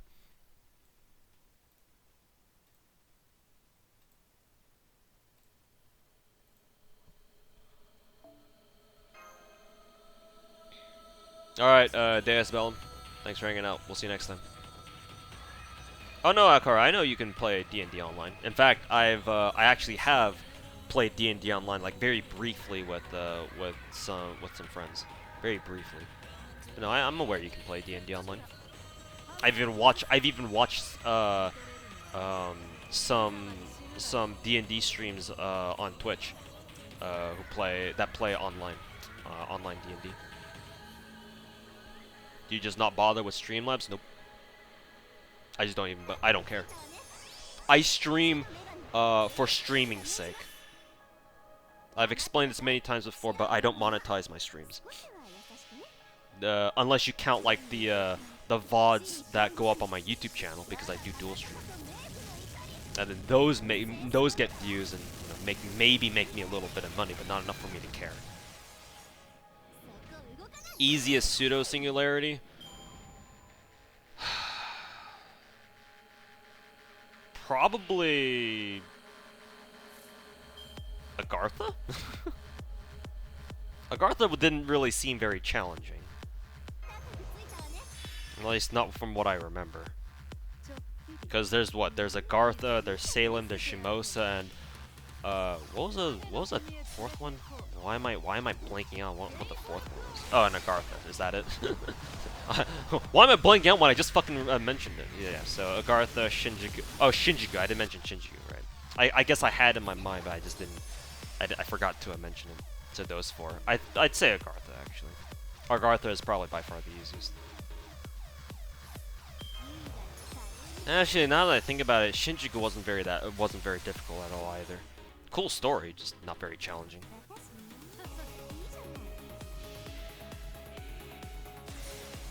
Summer Ishtar appear this summer. Her event will get rerun, yes. If you're talking about writer Ishtar.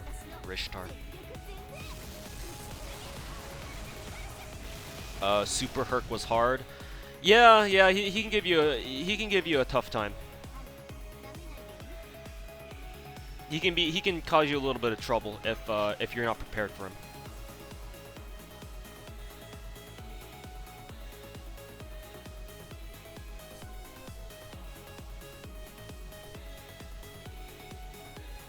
Yeah, I was just thinking about Gartha overall as a chapter. I guess the Megalos fight was basically the only one that was concerning, but everything else is just like whatever. And when do we get new servant costumes? New servant costumes. What's the next one we're gonna get? I don't know. Maybe New Summer. New Summer is what? Summer BB, right? Yeah, so we should get some servant costumes there, I think. Though they're not really costumes as much as they are like, hey, let's just give a Summer BB a suntan.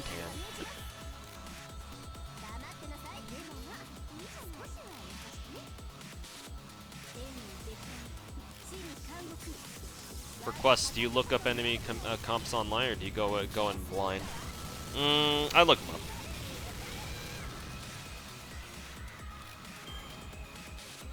I would rather go through those quests as quickly as possible. If the only reason why I wouldn't just blitz through everything is if I'm actually trying to make a video out of something, then I'll take the time to do other stuff. Fergus Lily when? God, please no.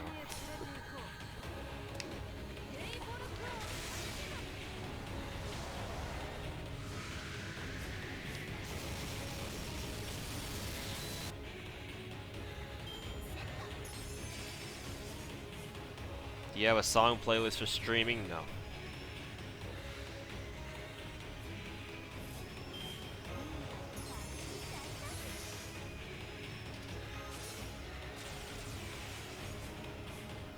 Would male kids just be called Kid like Gil, or instead of Lily?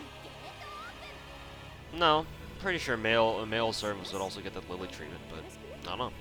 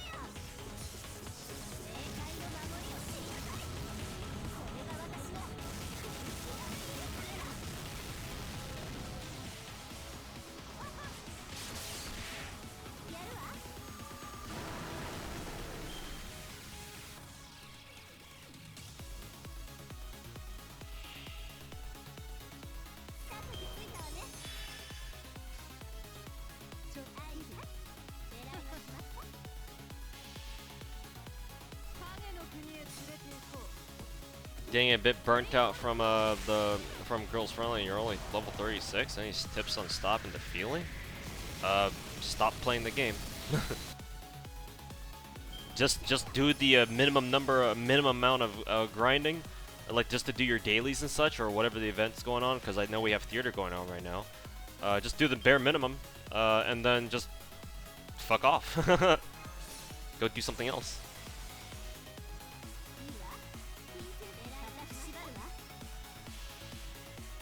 If you're feeling burnt out, playing it more ain't gonna help the feeling, you know?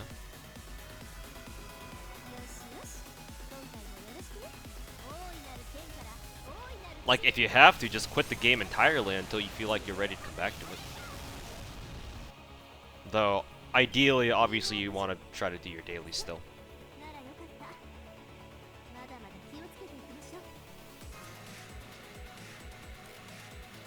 How do you keep up with so many gacha games? I only do 3.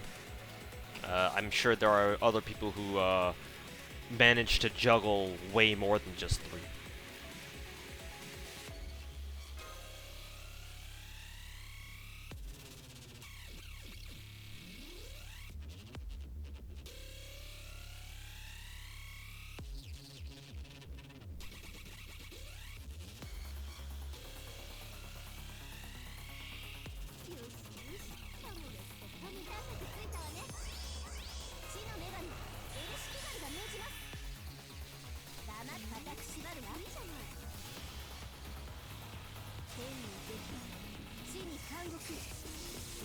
Three boats, FGO, Girls Frontline, and Magia Record. I don't play Magia Record anymore. I dropped that. How often do you open your presents box? Whenever I need something from it. And lately, I've been taking a lot of embers from it, so quite a few times actually. Like you'll notice, my gift box is not as full as it was a month ago, and for a very good reason. What's the next Arish banner? Christmas 3 rerun at the end of the year.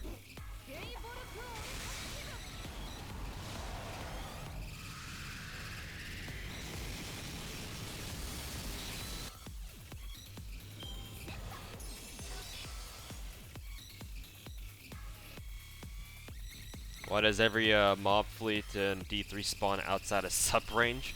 I mean, remember you can move your subs around too. You can redeploy them or reposition them so that they can be in range, but obviously that costs oil.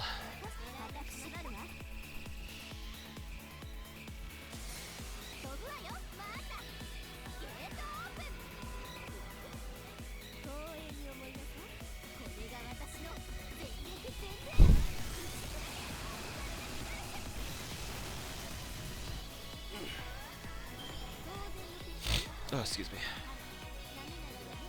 Put that oil. There's a little bullet. Been wondering when my next bullet would show up.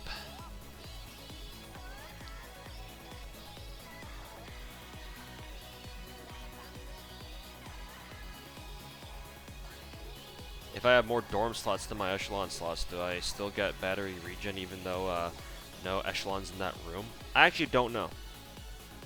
I don't know.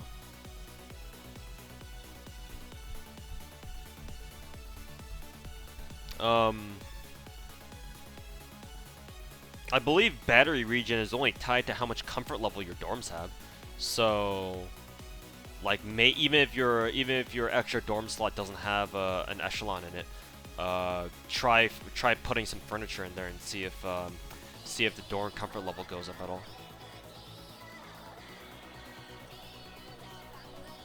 Is next event APOC? No, it's Go West rerun. When is next lottery and does it have change? Next lottery is Guildfest, and I don't know if it has change. I can look that up for you though, even though you should really, by this point you should really learn how to look things up on your own.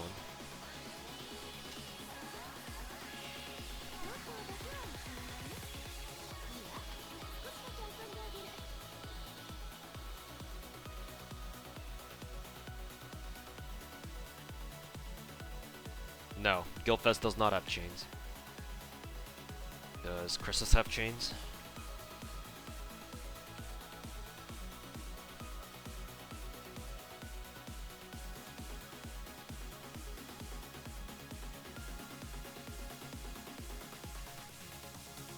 No, Christmas does not have chains either. You're gonna be waiting for a while for chains to come back, I think.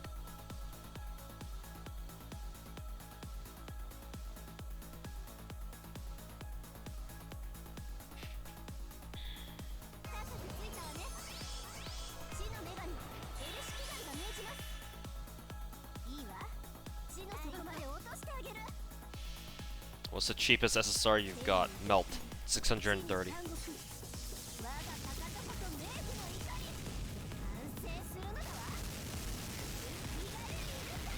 Got your first PR shipment in St. Louis. Hey, congrats, man.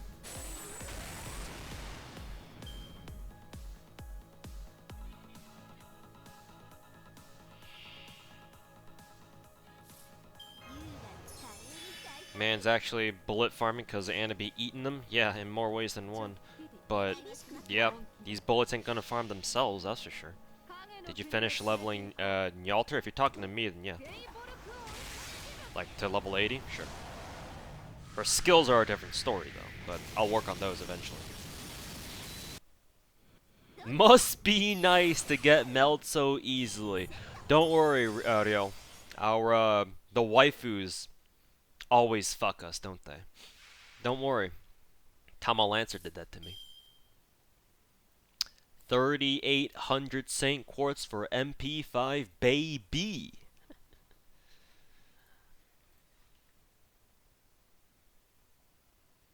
AKA, get fucked!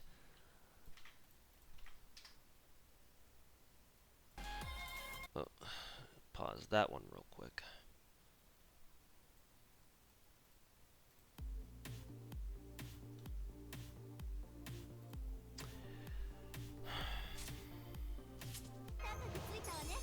Hey, Singo, welcome back.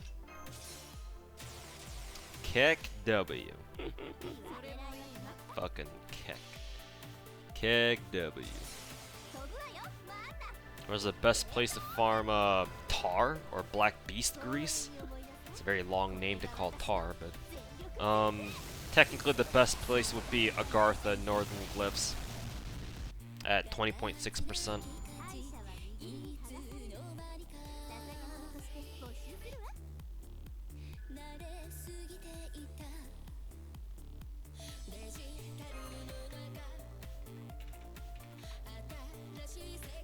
Oops.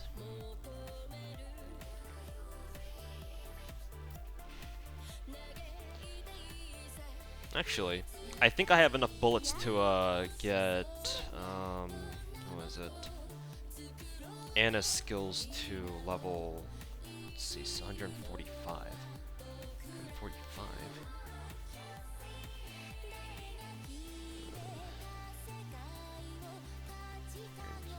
144. No, I should. Apparently, I got one more bullet than I expected somehow at some point. So let's see.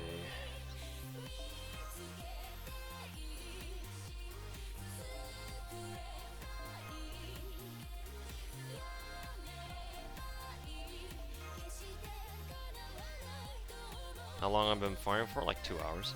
I've also been farming for about 2 hours beforehand too.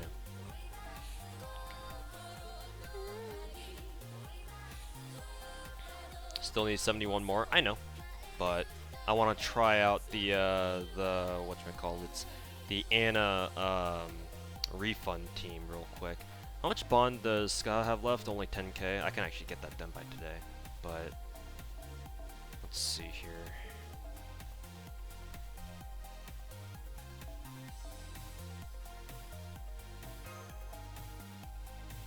We'll take Helena Archer for this, and then a single target Archer.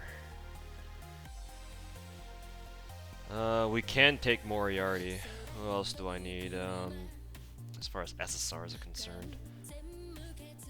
Do that, or I think I should have a few more single target archers. Oh yeah, not just a few, I got a lot of them over here.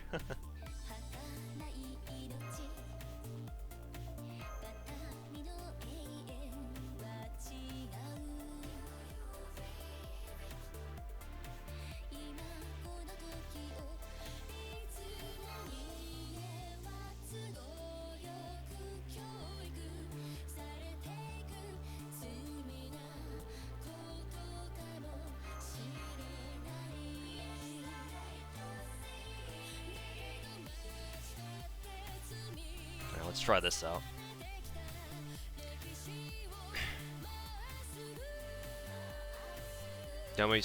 Donate me some of those fat QP stacks, bro. I'm going to be using all this QP, man. I need to have this QP last until Guildfest. I don't know if I can do that, to be completely honest.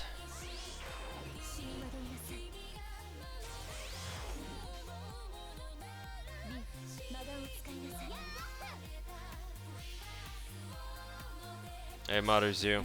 Thanks for hanging out. And welcome back. Who are you missing? Missing... What do you mean? Who am I missing? In terms of what? Servants? Nobody. Okay. Yeah. Okay. I need to have a Helena Archer for this, for it to work.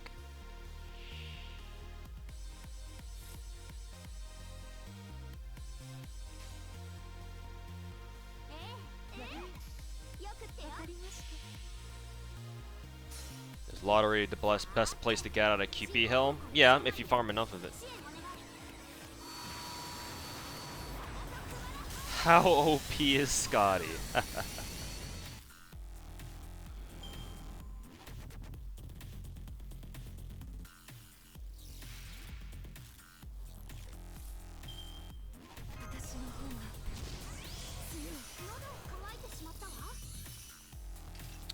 Let's see.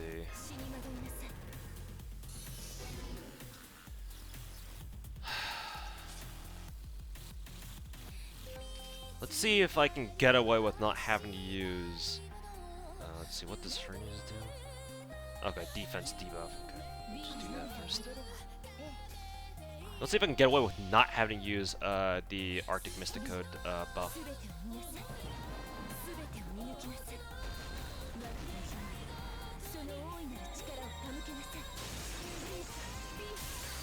Hey Tuhu, would Scotty be a good investment if you already have 3 super scopes? Yes.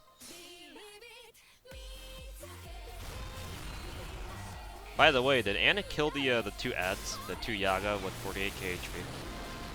I didn't see. Nope, not even. Yeah, it looks like she'll need a few more MP levels than that to make it really worth it. Either that or bring somebody with like buffs in order to replace Fujino. Or just use this. Use that next time. I can just use this now.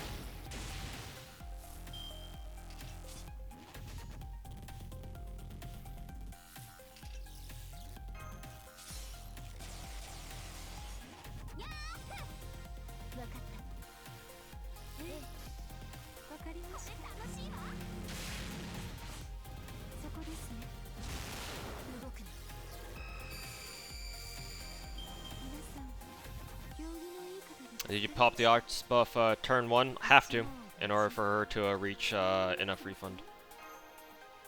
Because without the arts buff, she'll only get, what, 20 something?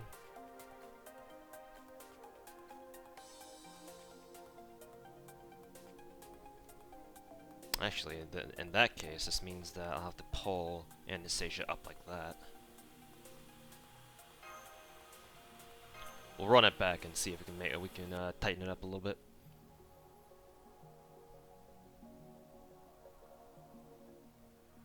Is it worth it for free-to-play to roll 2 Scotties? I mean, I guess if you end up getting lucky. But do you want to go through the trouble of maxing 2 separate Scotties when you're a free-to-play? That's the bigger question. And would you get enough friend point revenue back from your friends list to make it all worth it? That's the question, you know?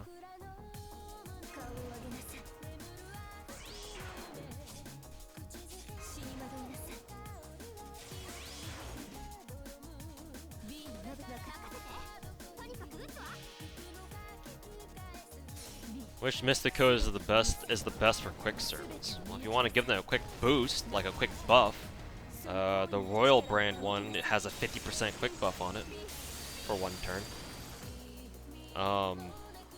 But in the context of Scotty farming, probably 2k4, because it has its own MP generation rate buff for 1 turn.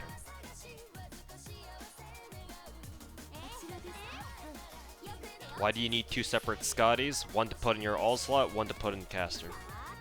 Some people will do it. They're crazy enough to do that.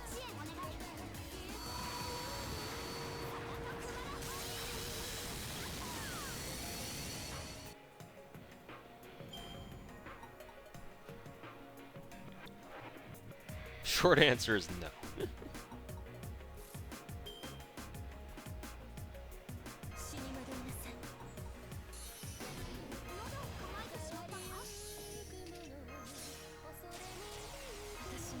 Okay, let's see how well this works.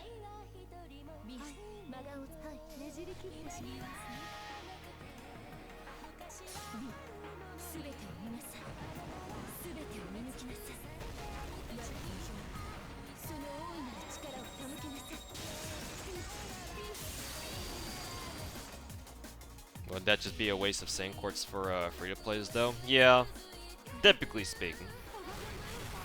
That's the implication that I was trying to make. Is it like, is it really worth it for you as a free-to-play to go that far? Looks like Anna's gonna have to be at least MP2 for that to work. So, I guess Akaru or whoever it was who told me to, that looping with MP1 will still work was wrong.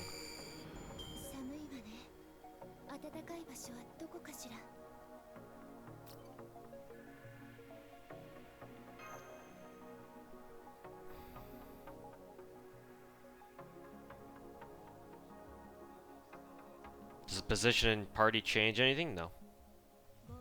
Literally changes nothing. The only reason why I pulled Anastasia up to the third is so that I can use the it's easy for me to use the Mystic Code buff.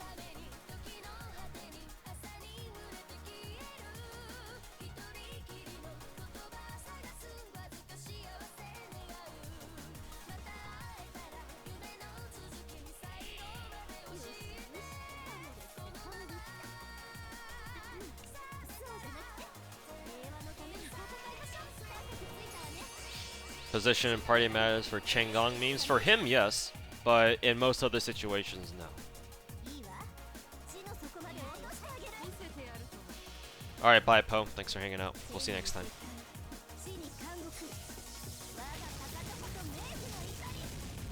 Should you save all your mats to upgrade waiver skills if you pull them on oncoming mat, or just use mats on Kiara? If you're confident that you can pull waiver, then sure, save your mats for him. Especially because he's gonna have a solo raid up come Go West rerun. So, since you're saying that now, it's understandable that you would save your mats for him, because you might pull him. But if you don't, then what are you gonna do, right?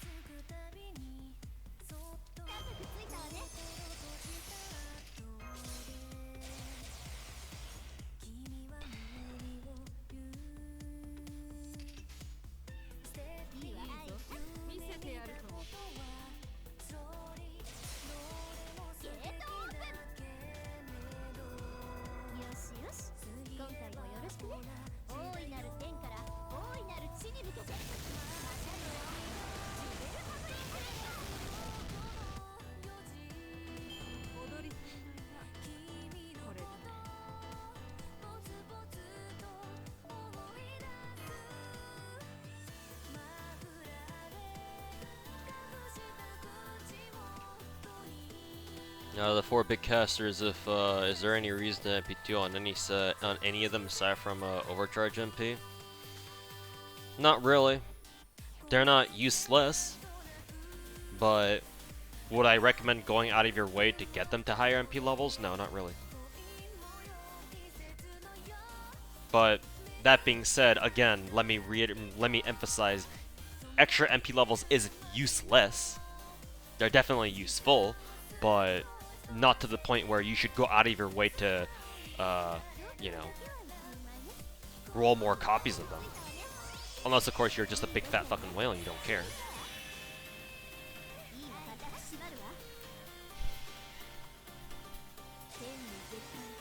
Should you aim for MP Scotty? No. That's the one question that I can confidently say you don't need to go for.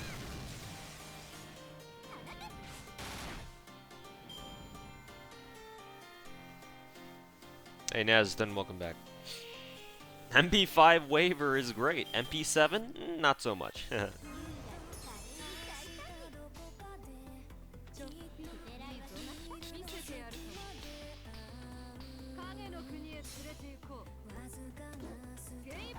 What's the most useful overcharge? In my opinion, the most useful overcharges are self-buff overcharges. Like think Ku alters MP overcharge, because the higher his overcharge, the more attack and defense he gets for himself. So effects like that, where it's immediate and relevant.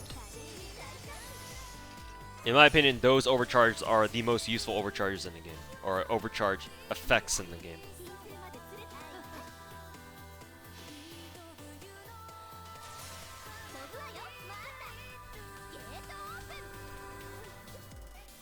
Yeah, same to you, Nesden. Da Vinci's overcharge is pretty good, yeah, because it increases her, what, MP damage?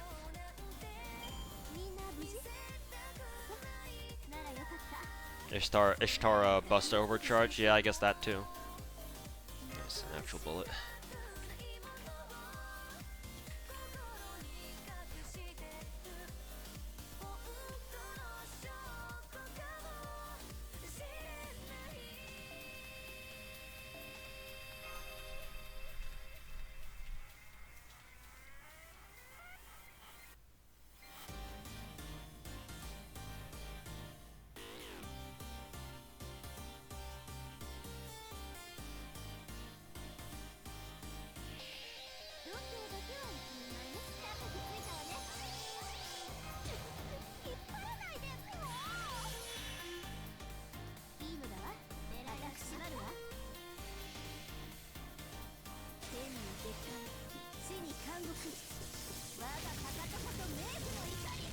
Is it worth overcharging Super Orion? Pretty much the only time where you would, the only reason why you would overcharge MPs at all is if you put them in an MP chain.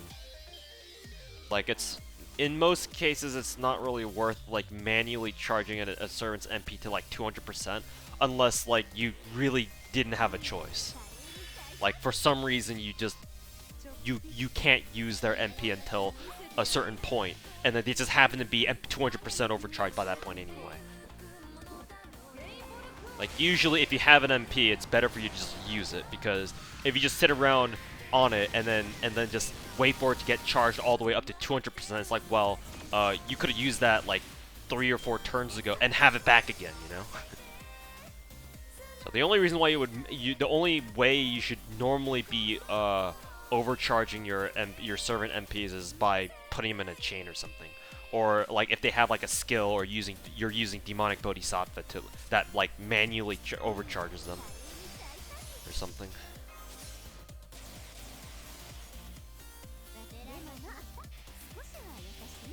Which gate bulge is the best? Ku altar. Capital. Or you get MP seal 4 turns in a row. Yeah, that too.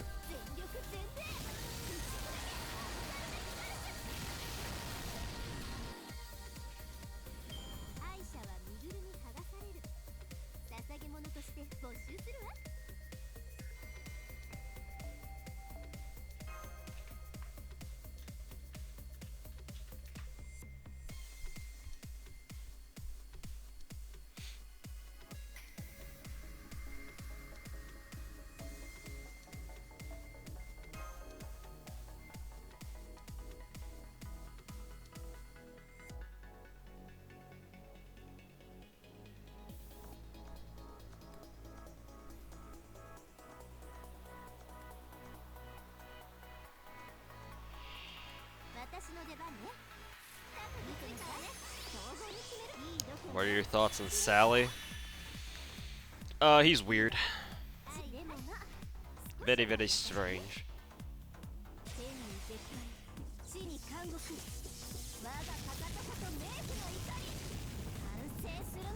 How many bullets so far? What's 216 times, or 216 minus 69? 147?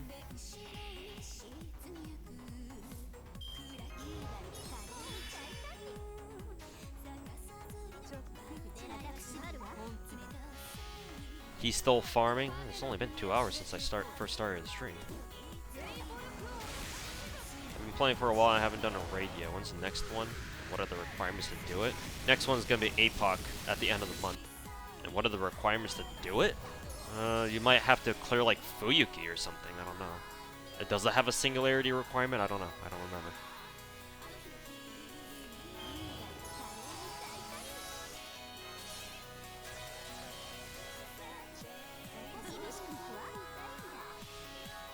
Zero to 10, how good is Dante's?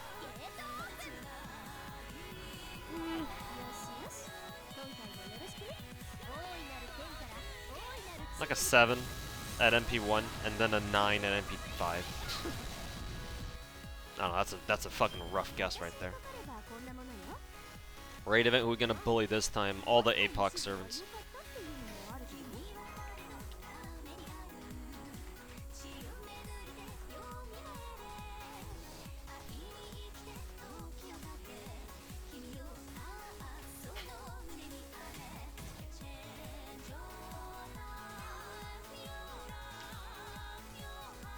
Never done a raid before. Why are they important? Because they drop you a hell of a lot of mats.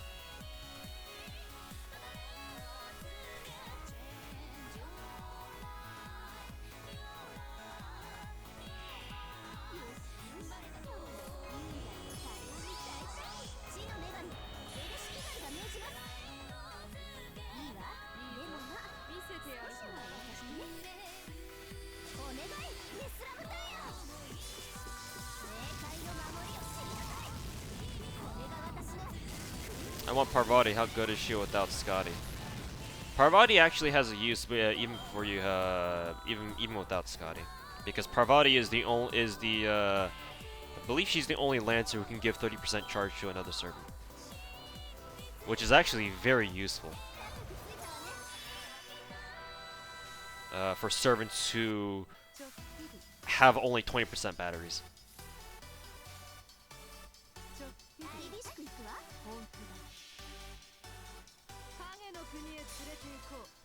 That's her main. That's in my opinion, that's Parvati's best utility. She's an AoE Lancer, and she can give 30% charge to another servant, which is very useful in case you want to bring like a 50% charge C and a servant who only has a 20% battery by default, or Karna who has 25 for some reason. Or I guess Arjuna by that extension too.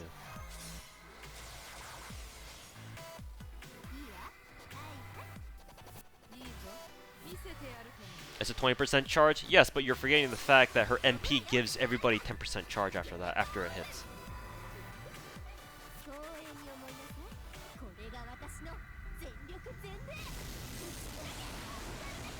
Yes, her third skill only gives 20, but you're using we're assuming that you're using Parvati's MP.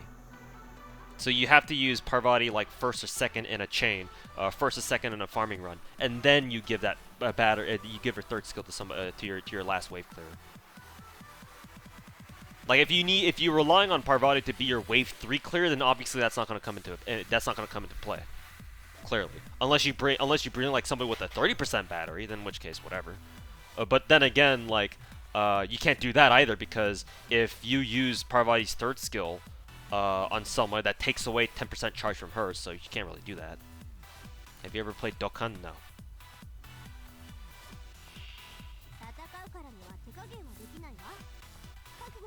Everything in this game is not free to play friendly. Not true.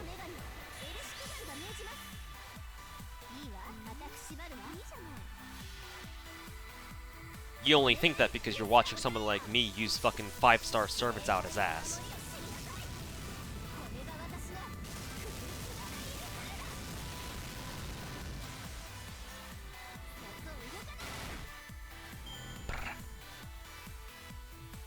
Literally, who just said that? Oh, some, I don't know, some idiot in a YouTube chat.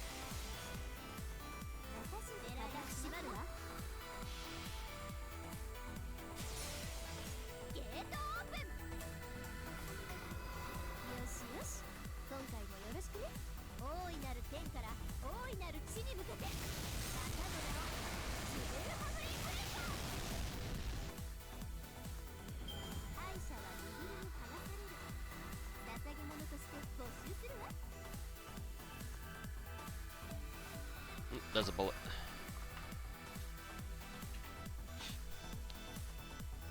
I don't have brain cells. You sound like you're coming from an X-Slice's stream. Don't worry, none of us really have much either.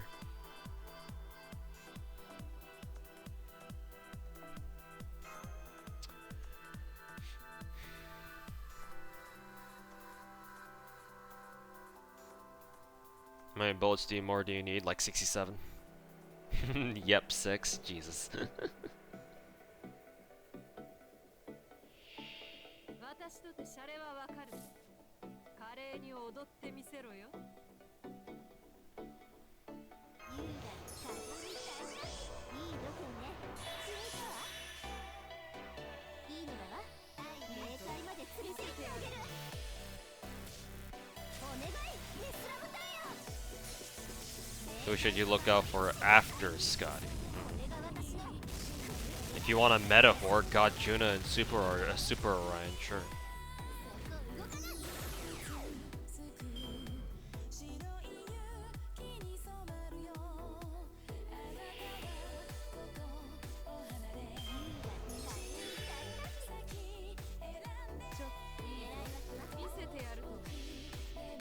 Don't know what Yep 6 means? It's a meme. Yep is a better BTTV emote.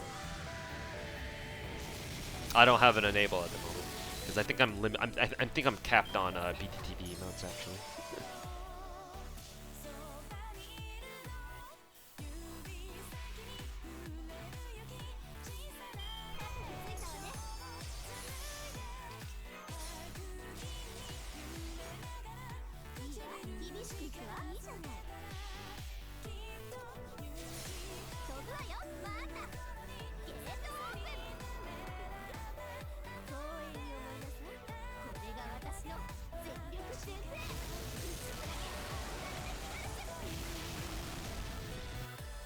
This game baits for every other banner. Gacha is gonna be hard to save for. Oof. Well, that's why we play NA, right? Because if you play JP, oh, well, good luck. This is one of your favorite albums ever. Yeah, this album's pretty fucking dope.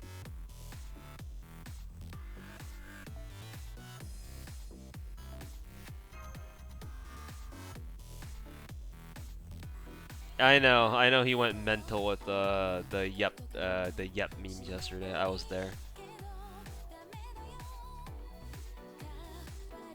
Even Tectone even came into his stream and started spamming yep along with everybody else.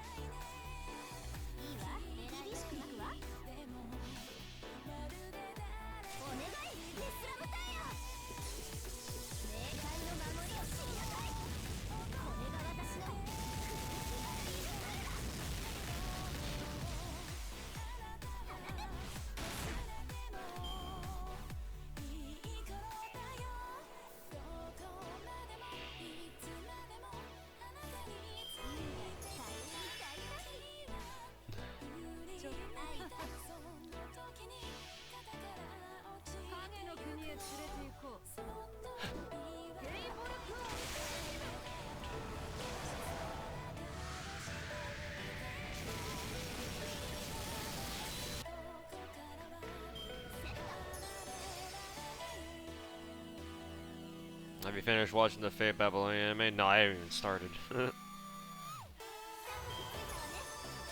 I watch the Camelot movie? My friends will probably drag me into watching it once it comes out. Probably.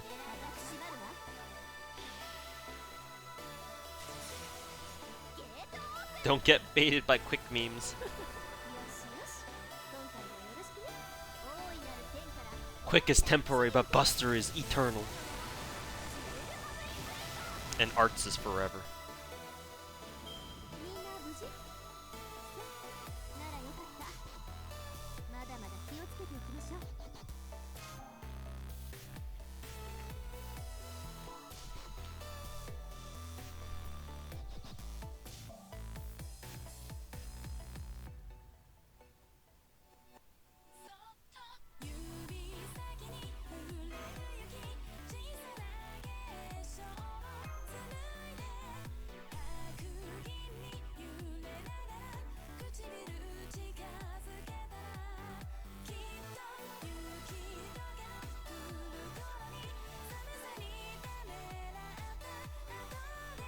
Has Arts memes died out or something? No. Arts memes are still very strong. Nobody uses them because it just takes too long. But it's very consistent. And as a matter of fact, even with Scotty in the game, for one of the rotations in Guildfest, I've been told that there were quite a few people who Arts memed one of the Guildfest rotations because the advantage of using an Arts team for that was that you could actually bring a full lineup of lottery currency CEs. Whereas with Scotty, if you want a Scotty loop, obviously the max you can bring is 5 because you have to start somebody with a super scope or something.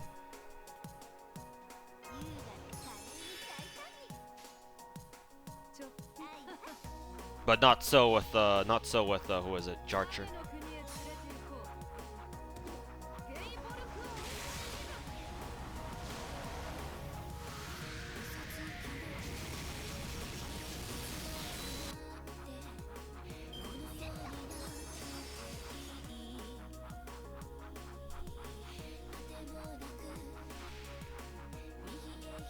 Speaking of Eternal, Doom is pretty pog. I'm probably gonna get it at some point.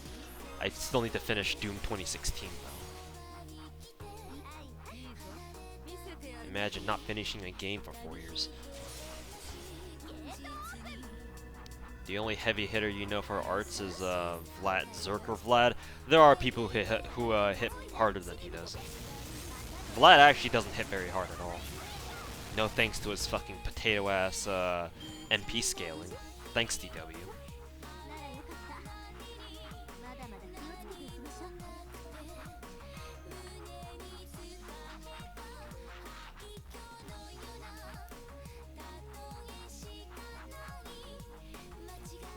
Do you need higher MP? Unfortunately, Clefty one, yeah.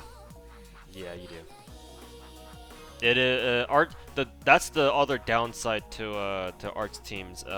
Typically speaking, if you want like the best Arts teams, well, obviously this kind of thing applies to any side, right? But especially for Arts teams, Arts teams are very high maintenance. So you need to sink a little bit into you have to sink yourself a little bit deep into the Gacha hell, into the Gacha pits. The pit beckons. Moon 2H. But no, Jarcher is, you need to have our Jarcher at a pretty high MP level from what I can tell. From what I've been told.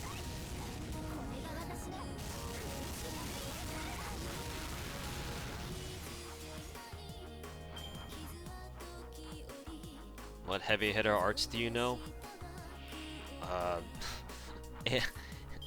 Any single target Arts DPS that as long as they're counter class? I mean, yeah, you can make Vlad hit pretty hard, but the problem is he dies in 2 hits.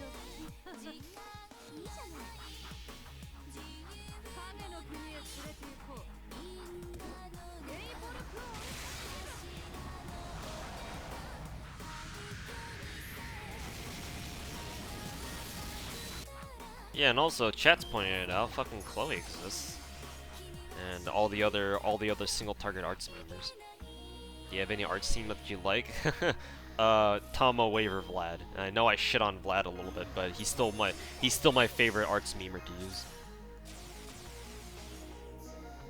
私の方にまた縛るわいいじゃない Vlad has strength and guts now.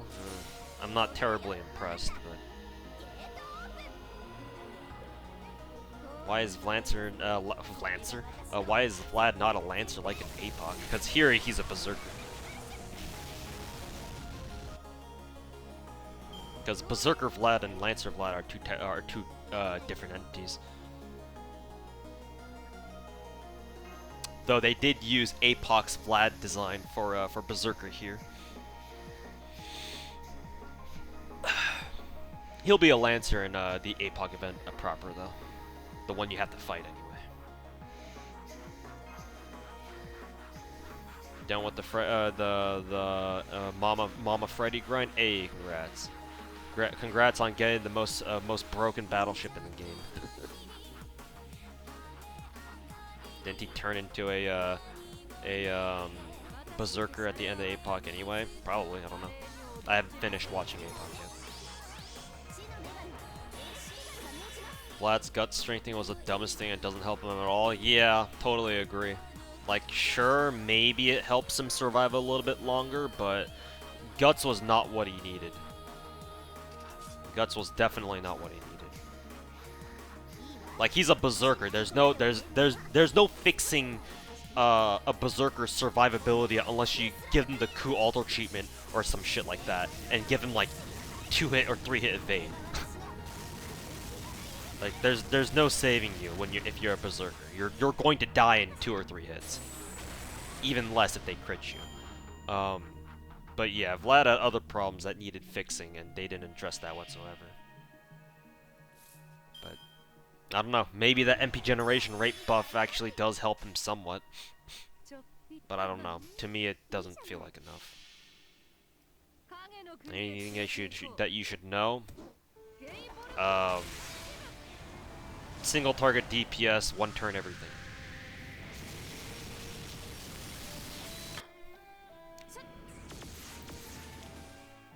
Well, you know lore, he's Dracula, so he's like, quote, immortal. Yeah.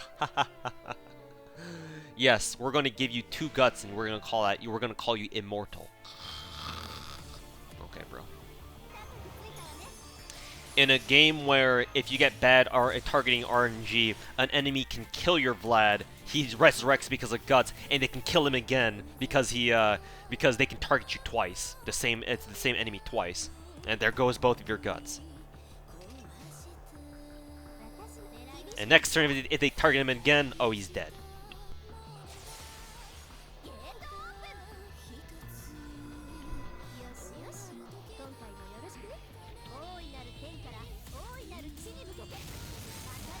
Vlad gets fucked in both APOC and FGO, and lore he should be able to wreck almost anyone who isn't named Belmont, or if he doesn't get fucked by the by plot.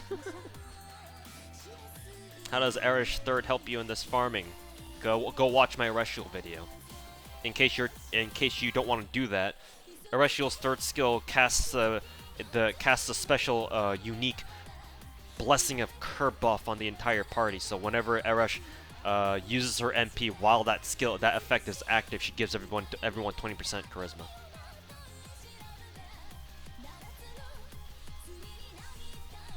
And that helps my Ishtar be able to consistently clear wave 3.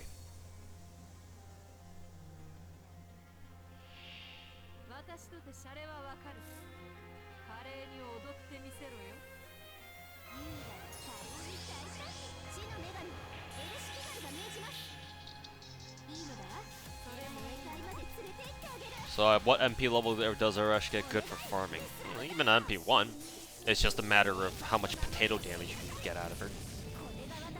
MP 2 is good enough, but you know, she's still probably gonna feel the potato.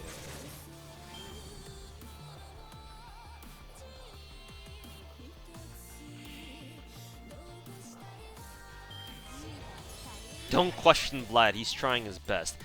He can do better though. I can do better.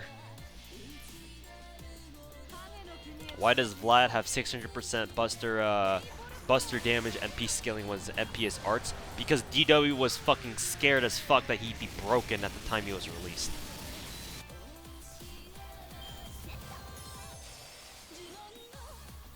Because at the time of his release, to put it in perspective, he was the only SSR Berserker in the game.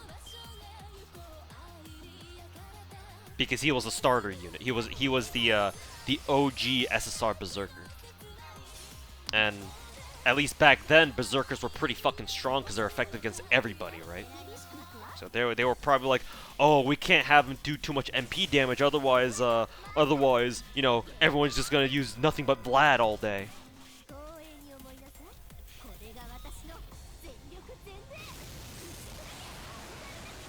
And then Kintoki came out.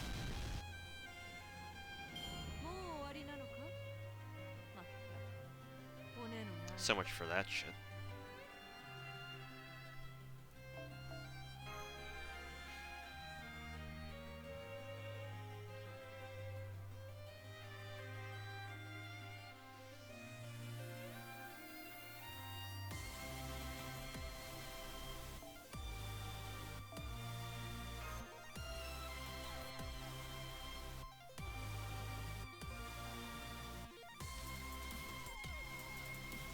Who except Melt was kind to you in terms of MP5? MHX initially. Amakusa initially. Others, well, actually, technically, Ivan counts too.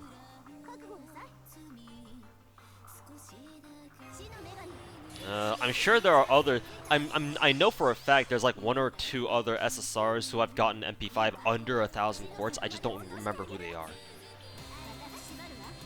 I don't know if chat remembers. But I know they exist.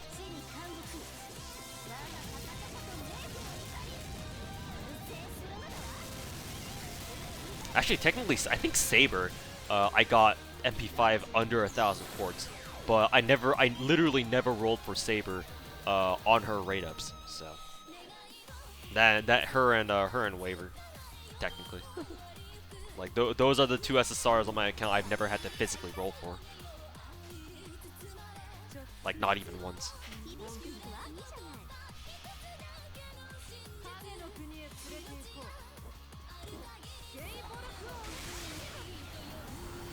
Please don't remind me about Rider Kintoki. Well, I meant Berserker Kintoki.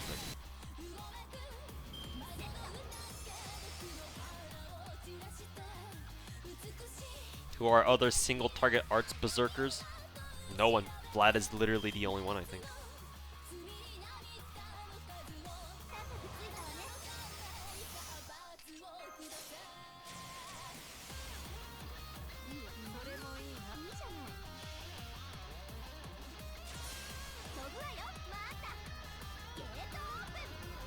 Is Waver on raid up for Go West? He should have a rotation, yes.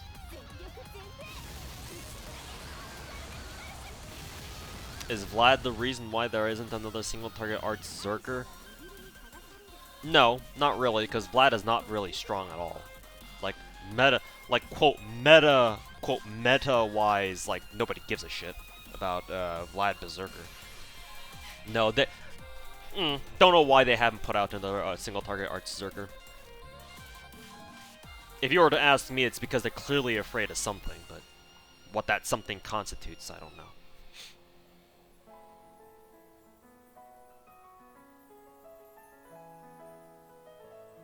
Bond 10, yeah, there goes another one. Which means we can now switch it up a little bit. In this case, let's stop using Ereshkigal. We'll bring in, let's see. Ideally, what I want to do is I want to bring in another servant who has a charisma. Ereshkigal is actually one of them because she can cast a charisma with using her 3rd skill and her NP. But I can also take, who is it? I can also take Anna, I guess. Sure, I guess we'll use Anna. We'll bring somebody else here, I guess. Which servant do I not really give a shit about? I guess we can bring you. Oh wait, hold on. You're a Lancer. We're going up against Sabers, so probably not the best idea. Even though I was using Ereshu for wave 1. Fucking Kappa. Actually, no. You know what? Fuck it. We'll just use his ass. Why not? Don't give a shit. Yeah, see ya. I'm back. You'd have to put his arts MP at 90%. They have to. If they give a servant gimped MP scaling at this stage of the game, like 5 years in, like there, you know for a fact JP's gonna be pissed, or at least there's gonna be quite a few members of the JP community who are gonna be fucking pissed. It's like, wait, why are you doing arts like dirty like this? Oh, is Saloma another single target arts Zerker? Is she now? Let's see. She might be, actually. I haven't heard of a lot of people using her, but just because I haven't heard, you don't hear about people using certain servers doesn't mean they're bad. Yeah, she is a single target arts Zerker. But then again, she's a fucking 2-star, so. I suppose you could use her as an arts main, but...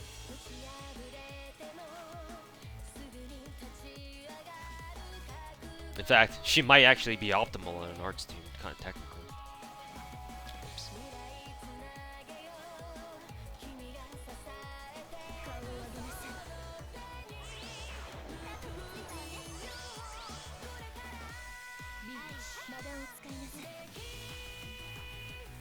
She's a farmer. Farmer? I suppose you could. There could be a use for a single target arts Zerker for farming purposes.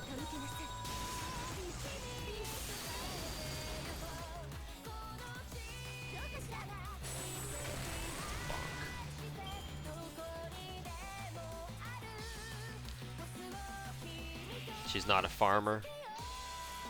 No, somebody in Twitch chat said she was a farmer.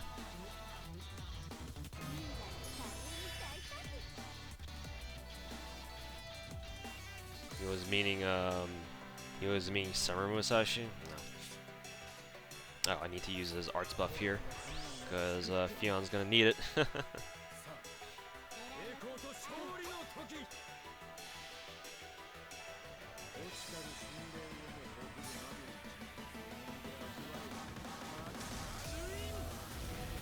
Hey, he does enough damage.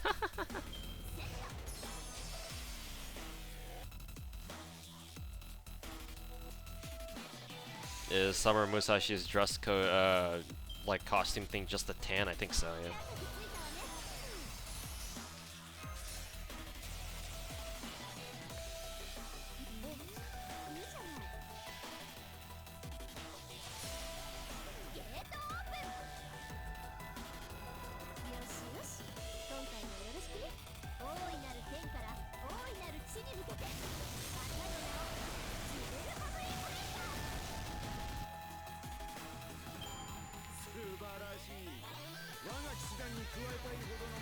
Hey Musagi, welcome back. How have you been, man?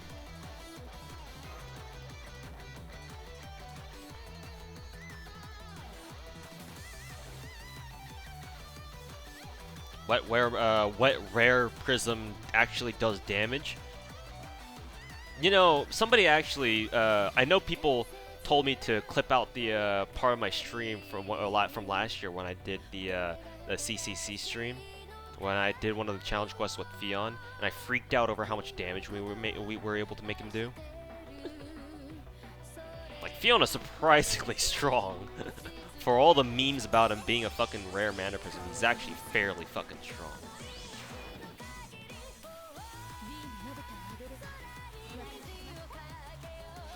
Quarantined? Yeah. It's rough. Hope you're doing well, though.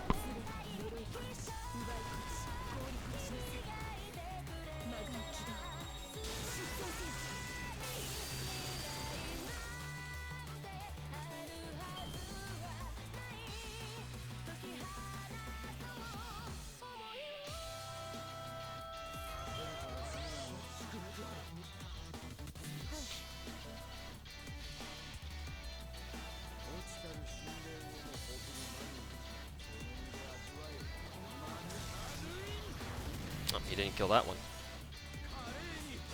Close though.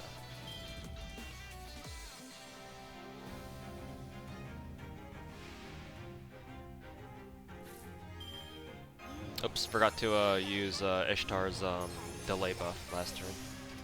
And of course, just my luck, we don't have any Ishtar cards. And Anna missed her stun. It's alright. We'll do this. See if she can get any damage out of this. Are you hanging in? Are you hanging in there? Yeah, my area. Since I live on the West Coast, we don't really have that many cases. At least not right now. That can change, but for now, things aren't too bad. Are you reading Twitch chat? Yes. I think you were talking about Summer Musashi for a few moments here.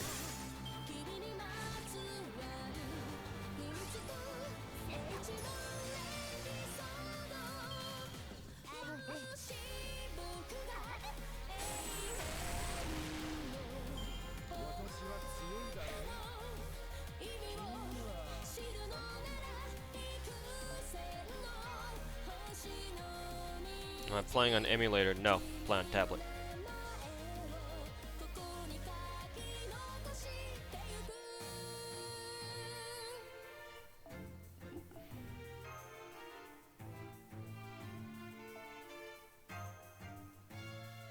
Wow, not a 3-turn? Jeez, Tuhu. Lol. That's okay. Even a 4-turn is fast as me doing a 4-turn, I can do 3 4-turns the time it takes for you to do 1 run. So, I'm not worried about it. What tablet do you use? iPad 6th Gen.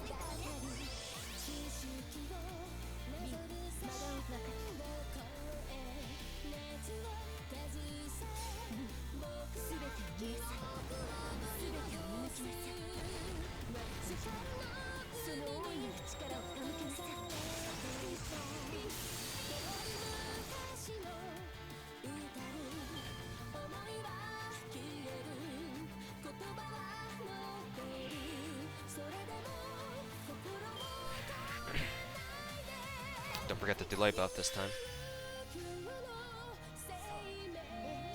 How do you get the AP to farm back to back for hours? Gold apples.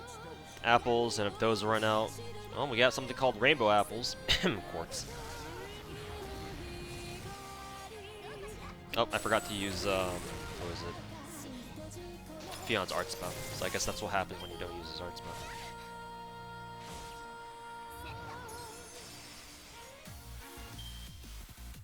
See, for this, let me see.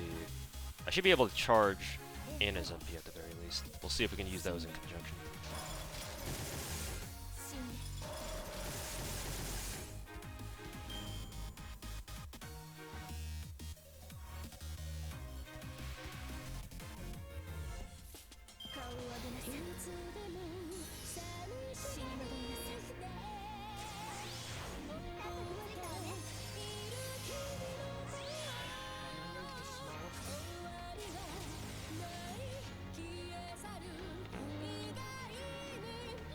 Go with here.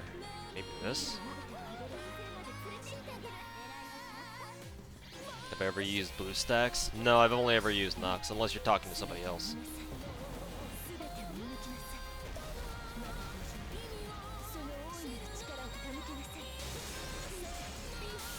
When's the next banner for Jalter? Oh god, does Jalter even get another banner? And no, I take that back. She gets a 3rd rate up at some point, doesn't she? A lot of people want a lot of bullets. Servants need a lot of bullets, man. Anastasia's one of them.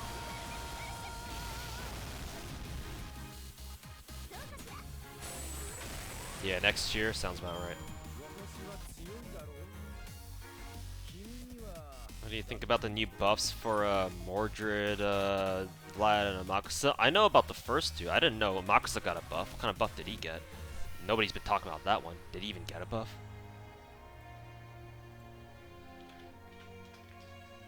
Mordred's buff, well, it just makes your Buster meme harder, so that's always nice. Vlad, underwhelming. Let's see. Ah, he did. Let's see, what's his buff? Grants 1 ally crit regen buff for 3. Okay, so they're basically giving the Hans treatment. And increases their MP gen rate for 3 turns. That's actually pretty solid, not gonna lie. I don't mind that. I don't mind that. Because he's basically getting the Hans treatment, because Hans also has the give an ally crit star regen. And the MP generation rate buff is also interesting, because the thing is that Amakusa is really used for challenge quests most of the time, right? So I imagine that might be pretty useful for challenge quests, or like speedrun memes, I guess, TA memes. Because 30% MP generate is actually is pretty nice. Of course, how well he'll work out with something like that, we've yet to, I guess we'll find out. But it's interesting. I don't mind it. We'll see how useful it turns out to be.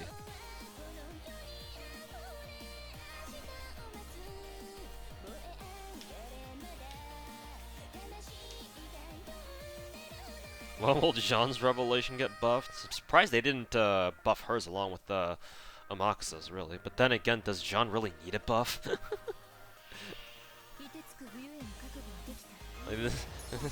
Is she already pretty fucking strong as is?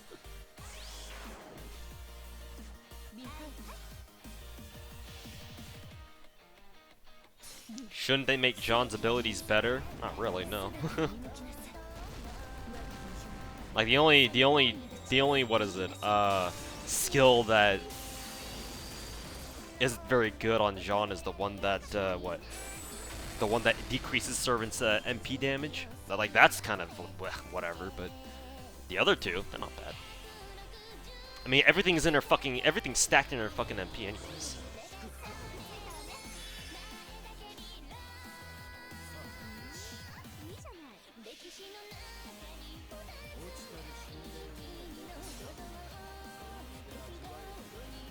Give her Amakusa's charge over time skill. Okay, we don't need to make John the strongest servant in the game.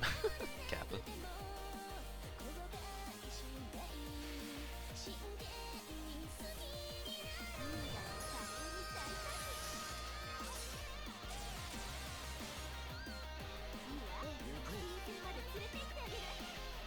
Her star skill doesn't give her very many stars. Maybe not, but it is still 9 stars per turn. It's kind of like having a 20, 30 for 3 turns. It's not a lot, but...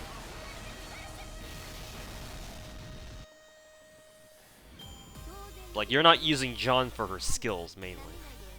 You're using her because of her fucking broken-ass MP.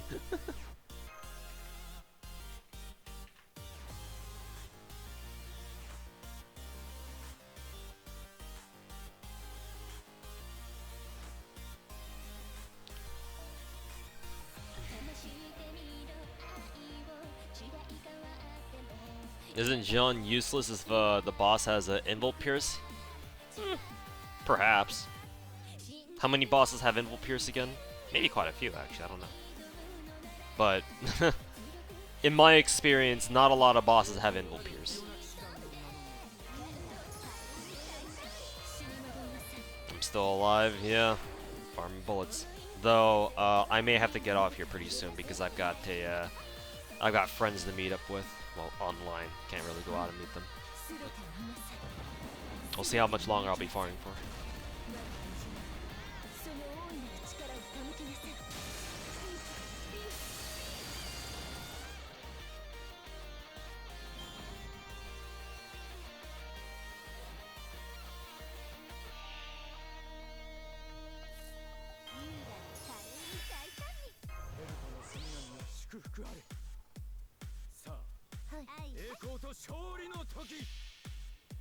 Alright, Chell Solo. Thanks for hanging out. We'll see you next time. Not very many bosses have Invul Pierce. Yeah, Lartori is like one of the only ones. And even then, she's easy to deal with because Mash is a thing. And if you counter class against her.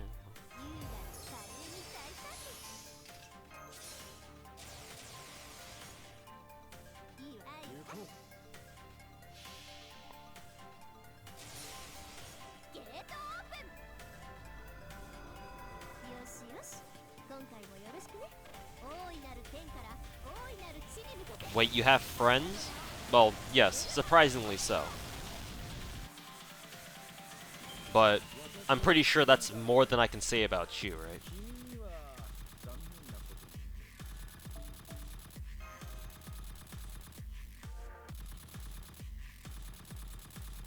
PW doesn't give you discounts. No discount for you. How many bullets are you at now? Like 100 and something? 50? 216, 154. But remember, I used 144 of them just to get Anna's skills, first and third skills to level 10. Sick roast, bro! Thanks.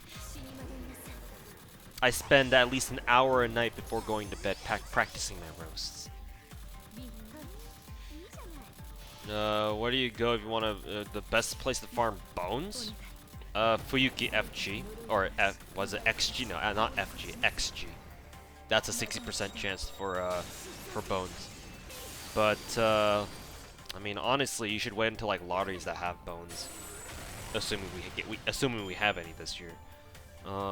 Or you farm them alongside other mats, if they're available. Or if you want to be a fucking madman, you can farm bones at like the 3 AP nodes in Fuyuki. I would not recommend that whatsoever. Thanks for making the game free to play. No problem, my dude. Anything worth farming here if you're saving for Mean Queen Scotty? Well, yeah, permafrost. She kind of needs those, right? What does she need? Permafrost, rings, soap. You can get started on farming her frost requirements right away. Because obviously you can't farm Lost Spell mats at the moment.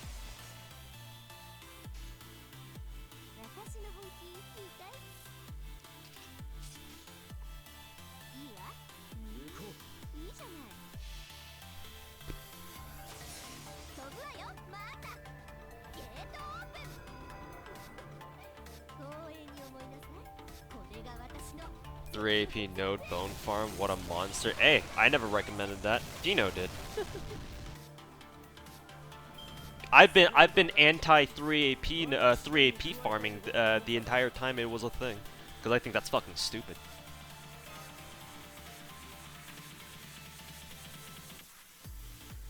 You get enough permafrost from the event shops before she comes out. I think I'll still farm for them anyway, because remember, she's not the only one I'm farming permafrost for.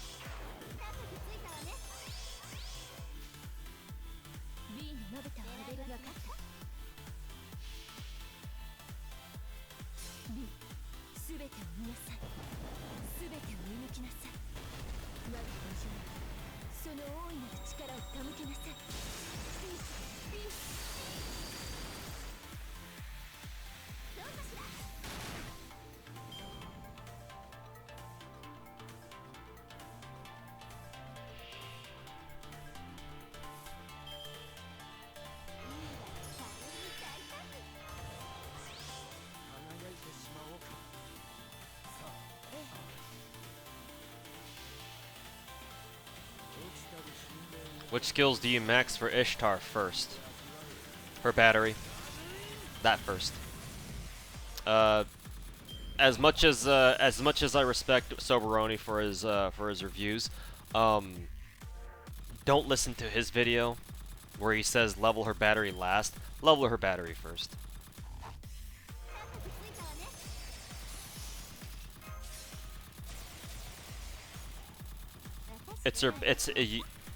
My opinion, you level Ishtar's skills 2 on 3 in that order.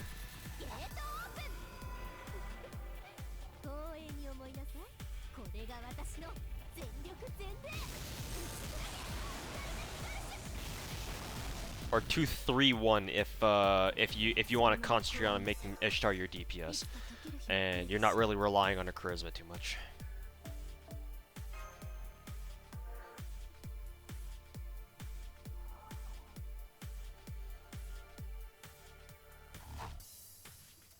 Which skill to level first on waiver? 3. Third skill first.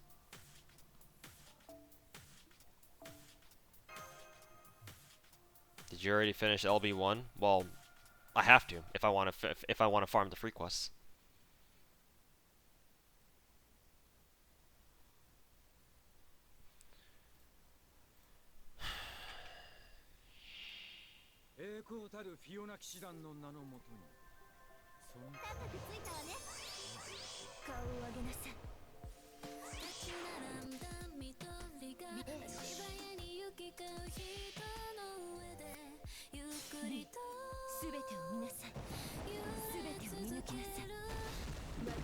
Alright, Young Money, thanks for hanging out with us tonight, and have a good one.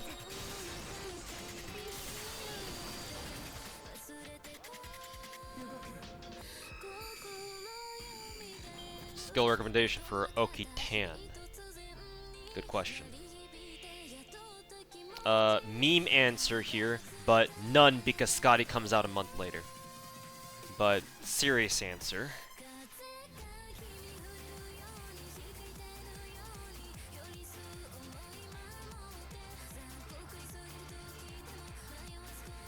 Honestly, Okita Alter is one of those servants where you want to get all of her skills to max at the same time. But I suppose if I had to choose, second skill first, because that's her battery, and that gives her 30%, which is very nice. And then 2, and then go your choice of one or 3 afterwards, because both her first and third skills are damage buffs. But 2 for sure, because that's her 30% battery.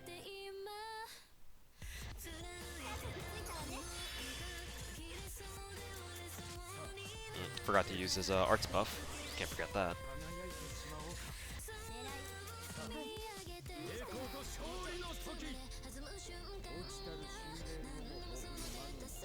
The guy Tuhu, the one man who can use Salmon Man without shame. I mean, his MP is pretty fast and he does a lot of fucking damage too. I mean, hell, you're seeing he use him against fucking Saber classes of all things. This is Felt, yes. Figured I should play some Felt to round out the stream.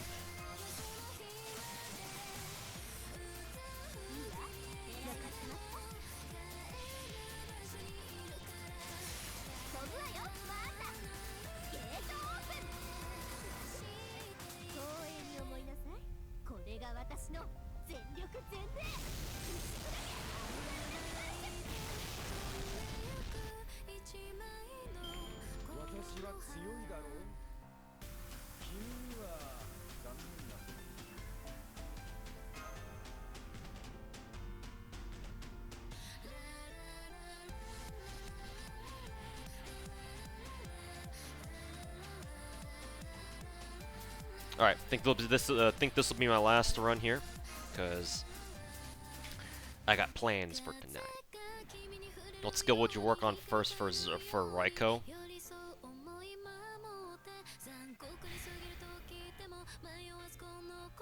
It's either her second or third.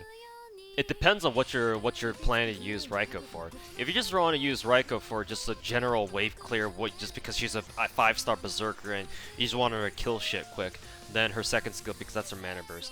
If you actually plan on using her to put her third skill to use, then her third skill first. Don't bother with her first skill, because you're probably going to use her as a wave clear first.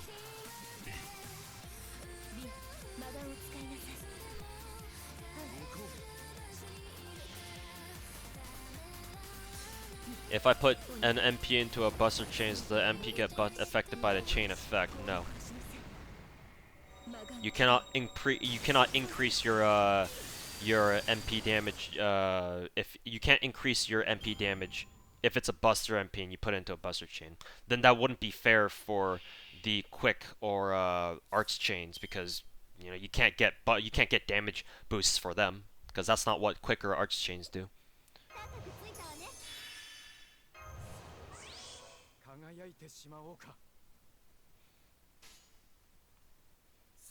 Is there a reason why? Oh, give me 1 second. Let me change this song here. Ba, ba, ba, ba, ba.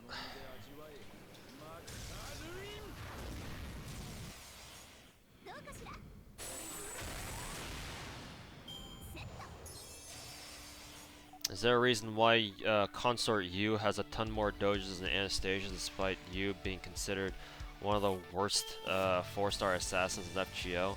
Yes, because when you make a character design that's basically uh, a black-haired, glasses-wearing girl wearing nothing, literally nothing but a black strip of cloth, then yeah, people will fucking run with that shit, you know?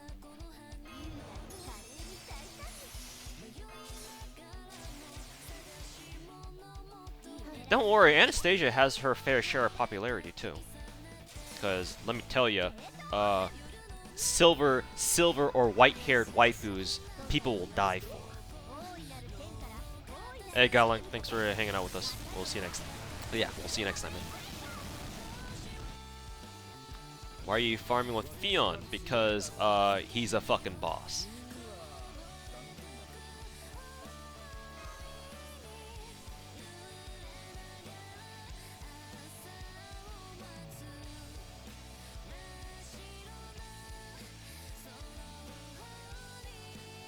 She's a true ancestor, so they say. How long have you been farming? On stream, 3 hours, because that's how long I've been streaming. But I have to call the stream there. I've been farming for a few hours off stream though before I got on stream. To send off the stream, we'll do one more YOLO roll on Anastasia, and on the proper banner this time, and we'll end the stream. We'll see if I can get Anastasia to MP2, because I think she needs to be at least MP2 in order for me to do her refund memes for the bullet node. What do you think of Consort U gameplay-wise? What the fuck? That's my reaction.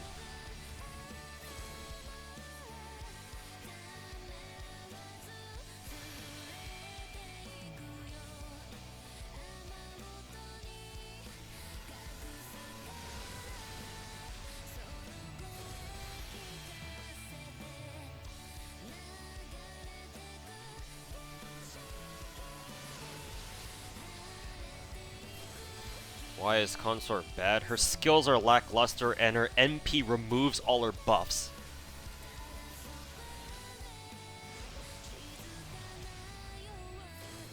So that's a big question mark.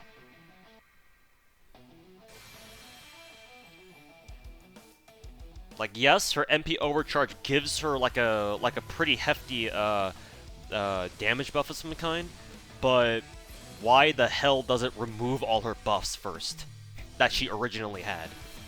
Why is that a thing? Thoughts on Valkyrie? She's one of the two quick looping lancers. It's either use her or Parvati. It's basically up to you. There may be some subtle nuances between the two, but for the most part, they're pretty comparable.